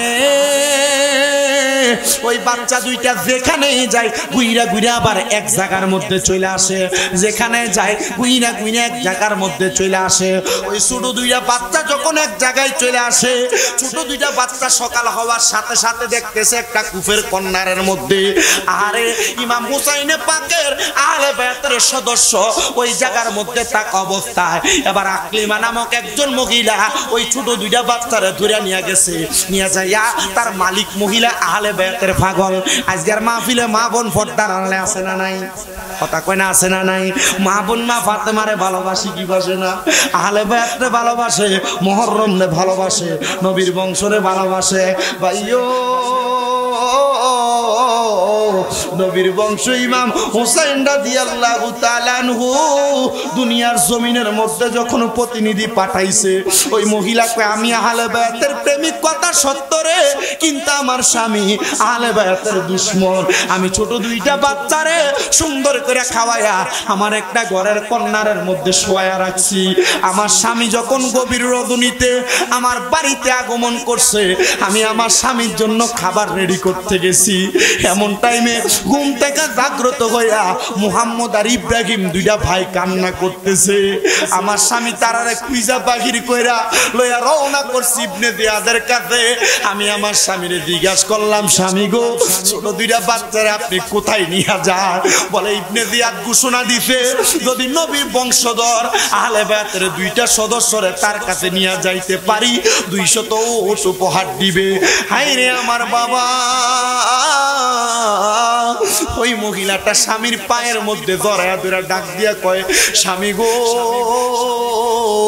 এই ছোট ছোট মাসুম 2টা বাচ্চারে আপনি নিয়ে যাইয়েন না। যদি নিয়ে যান আহলে বায়াতের কাছে আপনি বড় কলঙ্কিত হয়ে যাবে, নবীর সামনে কেমনে মুখ দেখাইবেন? এবার স্বামীটা স্ত্রীটারে বারবার সরাইয়া দেয়, যখন কথা শোনে না তার গর্দানটা খুব আলাদা করে ফেলছে। ওনার সন্তানটা যে পা গুলার মধ্যে ধরে ডাক দিয়া কয়, আব্বা যান এই 2টা ছেলেকে আপনি দিদের হাতে তুলা দিয়েন না। সন্তানের গর্দান আলাদা করে দিছে, সামনের দিকে নিয়ে যাই। সামনে জিজ্ঞাসা করে মানুষের এটা কে? বলে এরাই তো মুহাম্মদ আর ইব্রাহিম। মানুষ তার সাথে কারাকারি করতেছে। মুহাম্মদ আর ইব্রাহিম ছোট 2টা ভাইয়ের গর্দানটা খুব দিয়ে আলাদা করে ফেলছে। কারবালাতে শুধু ইমাম হুসাইন শাহাদাত বরণ করে নাই, 72 জন নবীর বংশধর শহীদ হইছে। আরে ও নবীর প্রেমিকের দলেরা, কেন তোমরা আশুরার মাহফিল সাজাইলা? কেন তোমরা মুহররমের মাহফিল সাজাইলা? কেন তোমরা আহলে বায়াতের মাহফিল সাজাইলা? এই কারবালার করুণ কাহিনীগুলা মুসলমান যদি একটু পুঙ্খানু ভাবে পড়তো আর জানতো এরা কেমনে বালা কইরা ভাত খাই এটা ভুলা যাইতো, কেমনে আনন্দ ফুর্তি করে ভুলা যাইতো। কারণ নবীর বংশধরের শোক অন্তরে নিয়া সারা জীবন কাটিয়ে দিত। ইয়া হুসাইন বইলা বইলা সারা জীবন কাটিয়ে দিত, ইয়া হাসান বইলা বইলা সারা জীবন কাটিয়ে দিত। হায়রে বাবা, এই ছোট দুইটা বাচ্চার কল্লা মুবারক গুলা ব্যাগের মধ্যে পুটলির মধ্যে করে ইবনে জিয়াদের সামনে লইয়া গেছে। নিয়ে ডাক দিয়া ইবনে জিয়াদ, এই নাও তোমার দুইটা ছোট বাচ্চা। ইবনে জিয়াদ এজিদ মানেই বেঈমান, এজিদ মানেই মুনাফিক, এজিদ মানেই মুনাফিক। ইবনে জিয়াদ ডাক দিয়া কয়, হে সদস্য, আমি তো তোমারে কাটা কল্লা আনতে বলি নাই, তুমি তোমার পুরস্কার থেকে বঞ্চিত। সে ডাক দিয়ে কয়, হাই রে, আমার স্ত্রী বসে দিদা আমার সঙ্গে মুনাফিকি করবে আমি বুঝি নাই। আমার স্ত্রীর গলাতে ছুরি জ্বালাইছি, সন্তানের গলাতে ছুরি জ্বালাইছি। এখান থেকে আরেকটা শিক্ষা নাও, ও আমার রুটির বাবারা, কখনো বাহিরের মানুষের কথা শুই না নিজের স্ত্রীর গালিগালাজ করবা না। কখনো বাহিরের মানুষের কথা শুই না সন্তান সন্ততির উপর অত্যাচার করবা না। যদি এগুলা করো তোমার সংসার অশান্তি জাহান্নামের মতো হয়ে যাবে। ওই লোক ডাক দিয়া কয়, আমি আমার সন্তানের কথা শুনি নাই, গর্দান কেটে দিছি। স্ত্রীর কথা শুনি নাই, গর্দান কেটে দিছি। এই জিয়াদ ইবনে জিয়াদ আমার সঙ্গে বেঈমানি করছে। হায় রে, শুধু বেঈমানি করে নাই, শুধু বেঈমানি করে নাই, আমার সঙ্গে জাহালিয়তি করছে। এবার মুসলিম বিন আকিলের দুই সন্তান শাহাদাত ইমাম হুসাইন ৭২ জন সদস্য নিয়ে কারবালার ময়দানে রওনা করছে, কুফা নগরীতে রওনা করছে। হিকমতের মাধ্যমে কুফা নগরী থেকে কারবালাতে চলে গেছে। আমার নবী বইরা গেছে ওই কারবালার ময়দানে মুসলিম ইমাম হুসাইন যখন রওনা কইরা কারবালায় পৌঁছে যাবে, কারবালাতে লাল রঙের রক্ত দ্বারা চিহ্ন পাওয়া যাবে। ইমাম হুসাইন কারবালায় যাওয়ার সাথে সাথে লক্ষ্য করে দেখতেছে কারবালার ময়দানে মানুষ কোনো কিছু নাই, ফুরাত নদীটা বন্ধ করে রাখা হয়েছে। ইমাম হুসাইন কয়, আর সামনে যাওয়া যাবে না, আমি এখানেই তাবু গাড়বো। ইমাম জয়নুল আবেদিনকে সাথে নিয়ে বড় জ্বর ইমাম জয়নুল আবেদিন হযরত ইমাম হুসাইনের সঙ্গে চলে গেলেন খেজুর গাছের ডাল কাটার জন্য। তরবারি দিয়া খেজুর গাছের ডালের মধ্যে আঘাত করছে, খেজুর গাছের ডাল থেকে রক্ত পড়তেছে। তরবারি দিয়া মাটির মধ্যে আঘাত করছে, মাটি থেকে রক্ত উঠতেছে। জয়নুল আবেদিন জিজ্ঞাসা করে, আব্বা জান, এখানে কেন রক্ত দেখা যায়? ইমাম হুসাইন কান্দে আর ডাক দিয়া কই, ও ভাইজান, রক্ত একটাই কারণ, অন্য কোনো কারণ না। আমরা যে জায়গায় আসছি এই জায়গাটার নাম কারবালা। যদি কারবালার এই কঠিন মর্মাহত জায়গার মধ্যে আমরা না আসতাম, ইসলাম জিন্দা হইতো না। কেন ইসলাম জিন্দা হইছে? ইসলাম জিন্দা হতা হে হার কারবালা কি বাত, কারবালার পরে ইসলামটা জিন্দা হয়ে গেছে। ইমাম হুসাইন রাদিয়াল্লাহু তাআলা আনহু কারবালার ময়দানে অনেকক্ষণ অপেক্ষা করে, একজন একজন করে সবাই পানির জন্য যায়, কিন্তু নবীর বংশরে পানি দেয় না। ফুরাত নদী বন্ধ করে রাখছে, ফুরাত নদীটাকে ঘেরাও করে রাখছে। সবাই যখন যায়, কেউ যখন পানি পায় না, এমন টাইমে হযরতে আব্বাস আলমদার নামক আহলে বায়াতের একজন ভালো মানুষ ছিল, আহলে বায়াতের একজন মুসলিম সালেহ মানুষ ছিল। হযরত আব্বাস আলমদার পুরার পৃথিবীটা টকবক করে গেছে ফুরাত নদীর পারে। বংশের মধ্যে এমন অনেক মানুষ থাকে যাদের সবার সাথে দুশ্মনী থাকলে বালা মানুষটার সাথে দুশ্মনী থাকে না। আব্বাস আলমদার এজিদও সম্মান করত, আহলে বায়াত সম্মান করত, সবাই মুহাব্বত করত। আব্বাস আলমদার যখন ফুরাত নদীর পানির পারে গেছে, এজিদের দলেরা কয়, সবাই রে পানির জন্য বাধা দিছি, আব্বাস আলমদার তোমারে পানির জন্য বাধা দিতাম না। আব্বাস আলমদার কয়, আমি আমার কোষ করে পানিটা যখন মুখের কাছে নিব, এমন টাইমে আমার মাথার মধ্যে একটা সেন্স আসছে, আমি যদি পানিটা পান করি, নবীর নাতির গলার মধ্যে পানি না দিয়া আমি আব্বাস আলমদার পানি পান করলে নবী যদি আমারে জিগায় আমার নাতিরারে পানি না দিয়া তুমি পানি পান করলা, আমি নবীর কাছে জবাব দিতে পারবো না। আব্বাস আলমদার কয় আমি দৌড়ে গোড়ার পিঠে উঠা গেলাম। আমি গোড়ার পিঠে উঠা একটা মশক লইছি। মশক মানে কইলে উটের চামড়া ছিলে পানি রাখার পাত্র আছে না, আবার লাউ শুকেও মশক বানাই, পানি রাখার পাত্র। আমি গেলাম, পাত্রটাই না পানিটা নিয়ে সামনে যাব। ইবনে জিয়াদ সামনে দাঁড়ায় গেছে, সাবধান, খবরদার আব্বাস আলমদার আরেক পাও সামনে আগাইবা না, এখান থেকে একটু পানিও তুমি নবীর বংশরে দিতে পারবা না। কারণটা কি? কারণটা কি? বলে অন্য কোনো কারণ না, অন্য কোনো কারণ না। নবীর বংশরে পানি দেওয়া বন্ধ, নবীর বংশরে পানি দেওয়া যাবে না। নবীর বংশরে বলবা আমার কাছে বায়াত নেওয়ার জন্য। আর যারা বায়াত শিখাইছে তার কাছে বায়াত না নিয়া তোমার কাছে বায়াত নিবে, এটা হতে পারে না। ও রুটির বাবারা, এই আহলে বায়াতের মাহফিল করার কারণ হইল নবীর বংশের ধারাবাহিকতায় আহলে বায়াতের মুহাব্বত জানা। আব্বাস আলমদার কয় আমি পানির মশকটা আমার ডান কাঁধে লইলাম, ঘোড়াটার টাকডুম করে চালাইয়া সামনে যাইতে লাগলাম। এমন টাইমে একজন এদিক সদস্য আইসা আমি আব্বাস আলমদারের ডান কাঁধটারে কূপ দিয়ে হাতটা আলাদা করে ফেলছে। আমি আব্বাস আলমদার বাম হাত দিয়ে আমি পানিটা ধরলাম, আমার বাম হাতের মধ্যে কূপ লাগাইয়া দিছে। আমি মাথাটার মুখ সুন্দর করে মুখটার মধ্যে নিয়ে নিছি, কামড় দিয়া পানির মশক নেওয়ার সাথে সাথে তারা আমার গর্দানে আঘাত করছে। আব্বাস আলমদারের ঘোড়াটা টকবক করে হোসাইনে পাকের তাঁবুর মধ্যে গেছে। আব্বাস আলমদারের গর্দানটার মধ্যে পর্যন্ত কূপ লাগিয়া গেছে। কেমনে মারলো, কেমনে আঘাত করলো, নবীর বংশধরের প্রেমিককে কেমনে আঘাত করলো।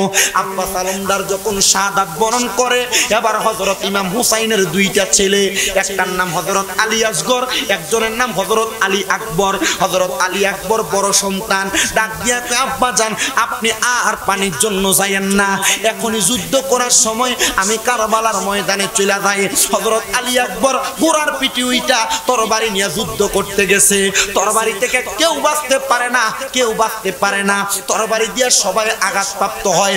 যে সামনে আসে আলী আকবরের তরবারি দিয়া কতল করে দেয়। আলী আকবরকে আমি কতল করতে করতে অনেক মানুষকে করছি, পানির বড় পিপাসা।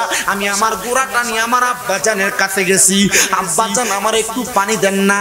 হযরত ইমাম হুসাইন কয় আমি আমার সন্তান হযরত আলী আকবরের জবাব দিলাম, আমার সন্তান ছোট আলী আকবরের নিয়ে আমি গেছিলাম পানির জন্য, তারা আমার সন্তান আলী আকবরের পানি দেয় নাই। আমি বলছি আমাদের সঙ্গে দুশ্মনী, ছোট বাচ্চার সঙ্গে দুশ্মনী নাই, তাই না তোমরা কেন আমার সন্তানরে পানি দিবা না?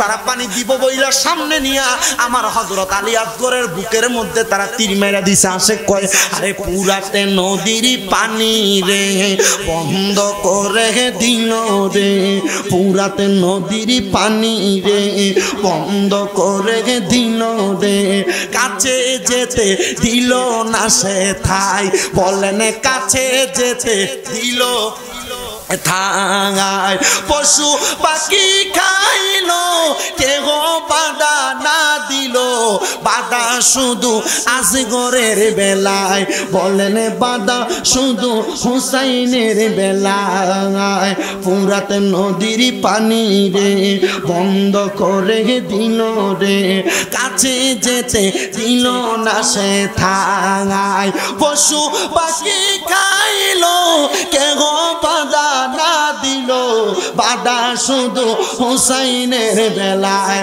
হায়রে বাধা শুধু আসগরের বেলায়, হায়রে ও আমার রুটি এলাকার বাবারা। হযরত আলী আকবর কয় আব্বা আরেকটা ফোঁটা পানি আমার জিহ্বাতে দেন না। ইমাম হুসাইন কয় আমার শুকনা জিহ্বাটা আলী আকবরের মুখে ঢুকিয়ে দিছি। আলী আকবর কত টানা টানলো, আমার জিহ্বা থেকে একটা ফোঁটা পানিও পায় নাই। আমি আমার আলী আকবর রে বললাম আলী আকবর আর পানি পান করা লাগবে না, যুদ্ধে চলে যারে আমার নানা মুহাম্মাদুর রাসূলুল্লাহ কাউসারের পানি লইয়া দাঁড়াইয়া রইছে। জোরে জোরে কন্যা সুবহানাল্লাহ। কাউসারের মালিক নবী, কাউসার ফিলাইবা ফাফি উম্মত উদ্ধারিতে ও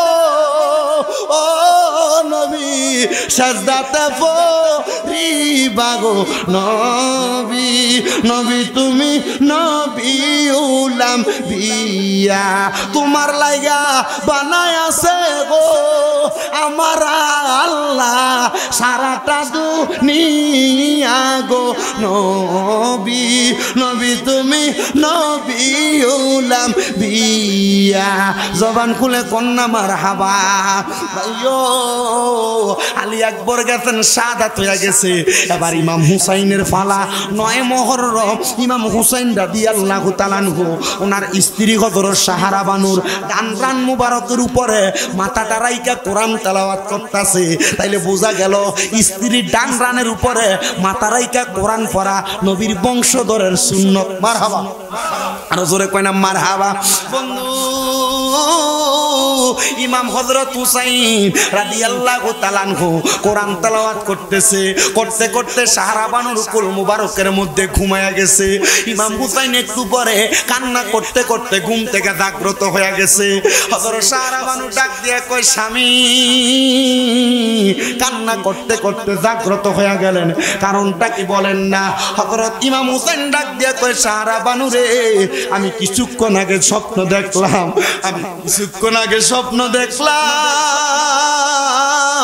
আমি দেখলাম আমার আম্মা জান হেলোমেলো চুল লইয়া কারবালার ময়দানে এসে পাথরগুলা কুড়াইতেছে আমি জিজ্ঞাসা করলাম কে গো আপনি উনিকে আমি নবী নন্দিনী খাতুনে জান্নাত ফাতেমা আপনি কারবালার ময়দানের পাথরগুলা কেন পরিষ্কার করতেছেন বলে একটাই মাত্র কারণ আগামীকালকে এই জায়গার মধ্যে হযরত ইমাম হুসাইনের শাহাদাত বরণ করা হবে ইমাম হুসাইন যদি এই জায়গার মধ্যে শুইয়া একবার নানা গো কইয়া চিল্লানি মারে আমার নানা আমার আব্বা মুহাম্মাদুর রাসূলুল্লাহ কারবালার ময়দানে হাজির হয়ে যাবে এই জন্য কারবালার ময়দানের পাথরগুলা আমি পরিষ্কার করে দেই যেন ইমাম হুসাইন একবারও কারবালায় চিল্লানি না মারে কারণ হুসাইনের শরীর মুবারকে কোনোদিন একটা মশা বসে নাই একটা মাছি বসে নাই এটার কারণ হইল কারণ এই শরীর মুবারকে রাহমাতুল লিল আলামিন নবী চুমা খাইছে যে মাথায় হাতে বুলিয়ে ঘুম পাড়াতেন আম্মা ফাতেমায় কিভাবে সেই মাথাকে নিল তারা তীরেরও আগায় হে হোসেন নবীজির আওলাদ সালাম জানাই মোরা তোমায় সালাম জানাই মোরা তোমায় বলেন সালাম জানাই হে হোসেন নবীজির আওলাদ সালাম জানাই মোরা তোমায় সালাম জানাই যে গলায় চুমু খেতেন আল্লাহর হাবিব নবী মুস্তাফাই কিভাবে সেই গলাতে দুষ্ট সিংহর তলোয়ার চালাই কিভাবে সেই গলাতে দুষ্ট সিংহর তলোয়ার চালাই হে হোসেন নবীজির আওলাদ সালাম জানাই মোরা তোমায় সালাম জানাই মাই সালাম জানাই যে গলায় চুমু খেতেন আল্লাহর হাবিব নবী মুস্তাফায় যে গলায় চুমু খেতেন আল্লাহর হাবিব নবী মুস্তাফায় কিভাবে সেই গলাতে দুষ্ট সিমর তলোয়ার চালাই হে হোসেন নবীজির আওলাদ সালাম জানাই মোরা তোমায় সালাম জানাই যে মাথায় হাতে বুলিয়ে ঘুম পাড়াতেন আম্মা ফাতেমাই, যে মাথায় হাতে বুলিয়ে ঘুম পাড়াতেন আম্মা ফাতেমাই, কিভাবে সেই মাথাকে নিল তারা তীরের আগায়। হে হোসেন নবীজির औलाद সালাম জানাই মোরা তোমায়, সালাম জানাই মোরা তোমায়। সালাতুনিয়া রাসূলুল্লাহ আলাইকুম, সালামুনিয়া হাবিবাল্লাহ আলাইকুম, সালাতুনিয়া সালামুনিয়া জামালে আশিকা বাসদ মুহাম্মদ, খেয়ালে বরা বাসদ আহমদ, সালাতুনিয়া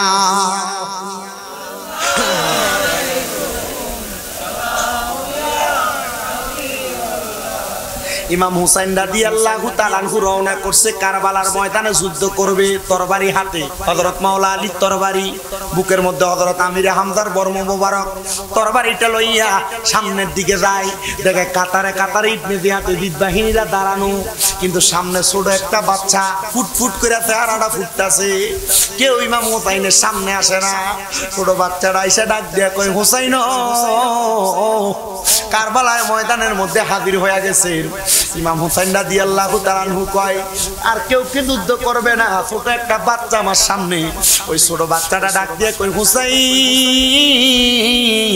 আমি আপনার সঙ্গে যুদ্ধ করতে আসি নাই। বলে কারণটা কি? বলে আমি যেদিন শুনছি রাহমাতুল লিল আলামিন নবী দুনিয়াতে নাই, রহমতের নবীর আহলে বায়াত কলিজার টুকরা নাতি ইমাম হুসাইন দুনিয়াতে আছে, আমি ওনার অপেক্ষা করতেছিলাম। আহলে বায়াতের সদস্যরে যেদিন আমি সামনে পাবো, আমি ওনার হাতে হাত রাইখা ইসলাম গ্রহণ করব। এজিদ বাহিনী অবাক হয়ে গেছে, যে ছোট বাচ্চা আমাদের দলের মানুষ হুসাইন আসার সাথে সাথে হুসাইনের পাকের কাছে বায়াত গ্রহণ করতে চাই। কারণটা কি? বলে ইমাম হুসাইনের চেহারা মুবারকের ভিতরে এমন একটা নুরানিয়ত আছে, আমার দয়াল নবীর হাদিসে মুবারকা পড়া দেখলাম। নবী আমার ঘোষণা করে, আমি নবীর নাভি মুবারক থাইকা মাথা মুবারকের চুলের আগা মুবারক পর্যন্ত একবারে ইমাম হুসাইনের পাক সাদৃশ্য দেখতে এমনই লাগে। তারা ইমাম হুসাইনের চেহারা মুবারক দেখা ইসলাম গ্রহণ করতে আসছে। ছোট মানুষ 7-8 বছর বয়স। ইমাম হুসাইন কয়ে কালেমা পড়েন, নানার কালমাটা পড়াইয়া দিছে। কালেমা পড়ানোর সাথে সাথে ওই ছোট বাচ্চাটার কোনো নাম এখনো রাখে নাই। ইমাম হুসাইনের ডাক দিয়া কই, হুসাইন যুদ্ধ এখন আপনি করবেন না, আপনার আগে আমি যুদ্ধ করব। বয়স কত? কয় বছর? কেমনে যুদ্ধ করবেন? আর এটা শরীরের জোর না, জোরে কর না, জোরে জোরে ইমানের জোর বাইও।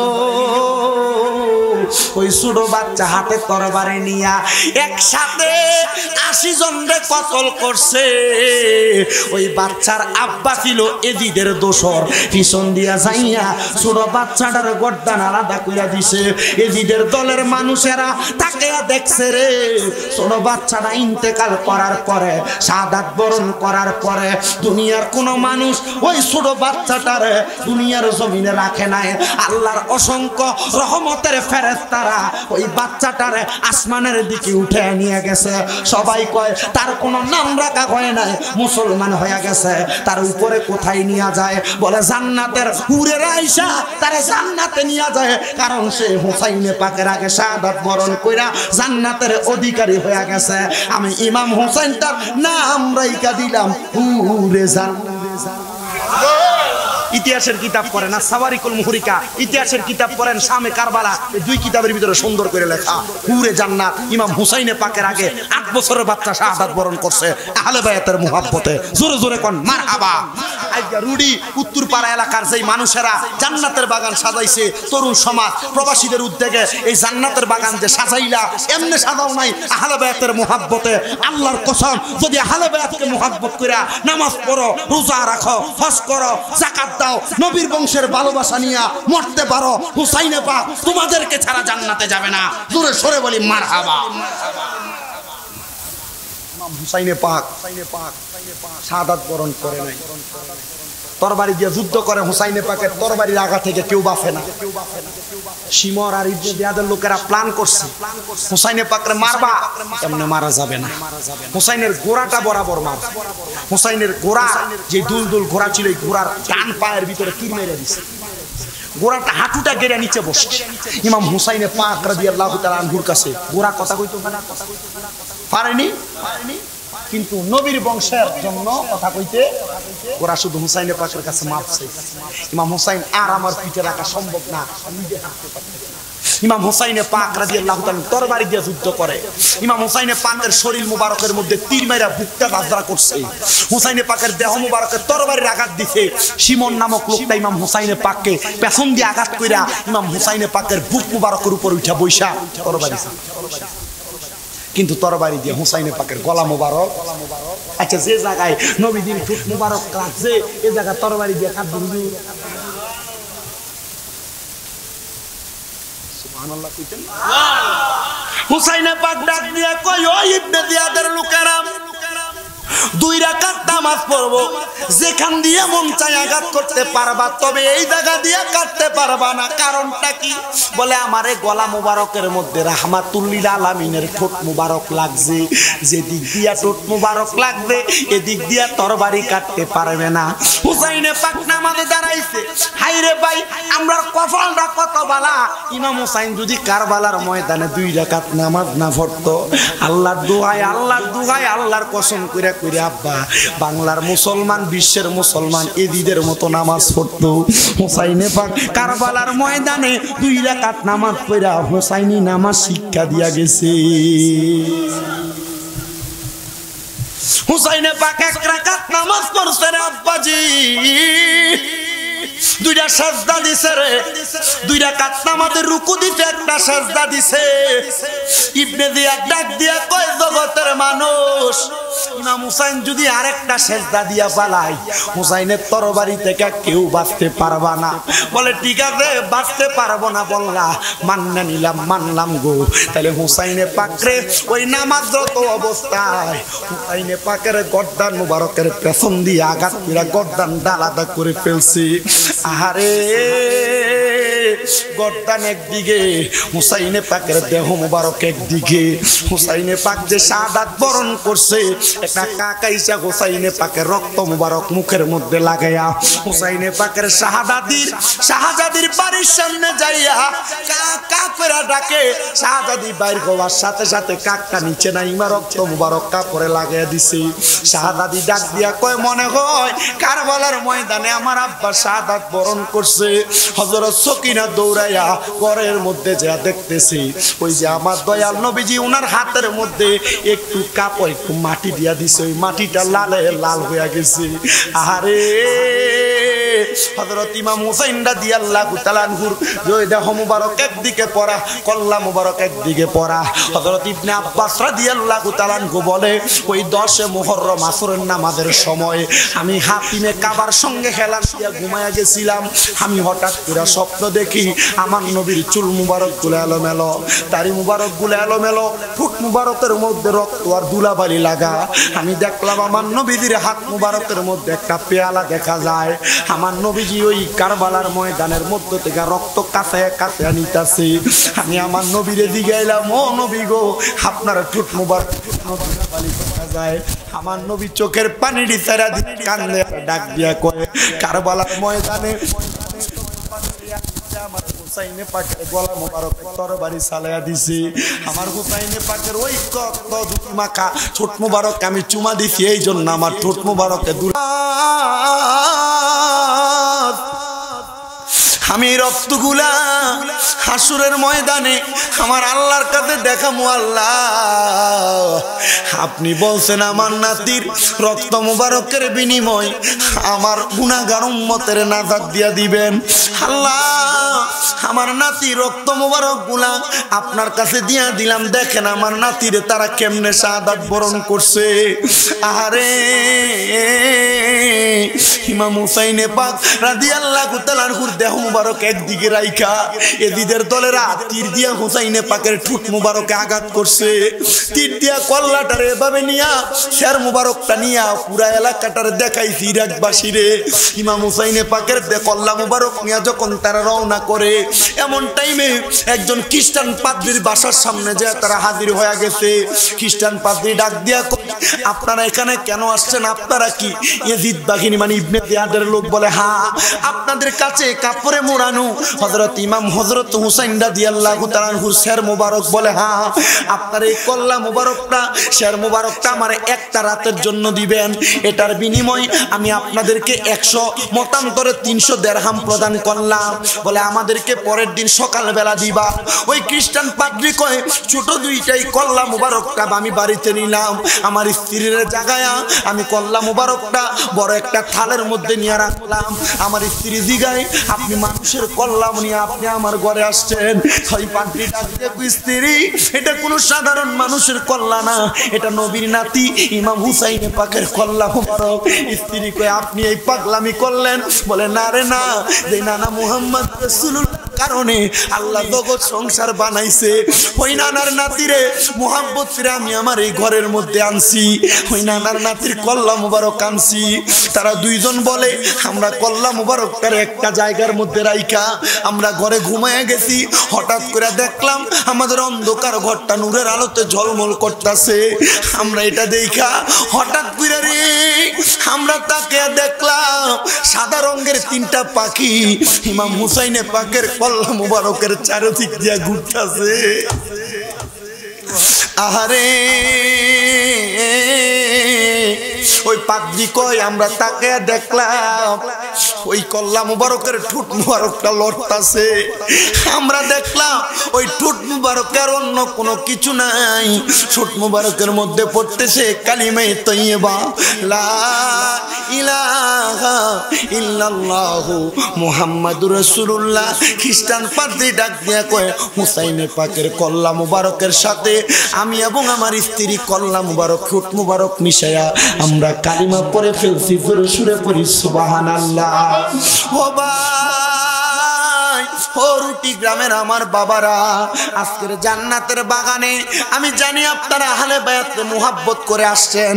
আহলে বায়াতকে ভালোবাসতে যদি নাজাত পাওয়া যায়, আহলে বায়াতের সদস্য ইমাম হাসান ইমাম হুসাইন যদি জান্নাতের যুবকের সরদার হয়, খাতুনে জান্নাত ফাতেমা যদি জান্নাতের মহিলাদের সরদারিনী হয়, আমি আপনাদের এখানে যারা বসছেন অনেকে আছেন আপনাদের মা নাই, অনেকে আছেন বাবা নাই। আখিরি মুনাজাতের আগে আপনাদের সবাইকে নিয়ে আমি একটু দোয়া কইরা আমি এখান থেকে বিদায় হয়ে বাড়িতে চলে যাব।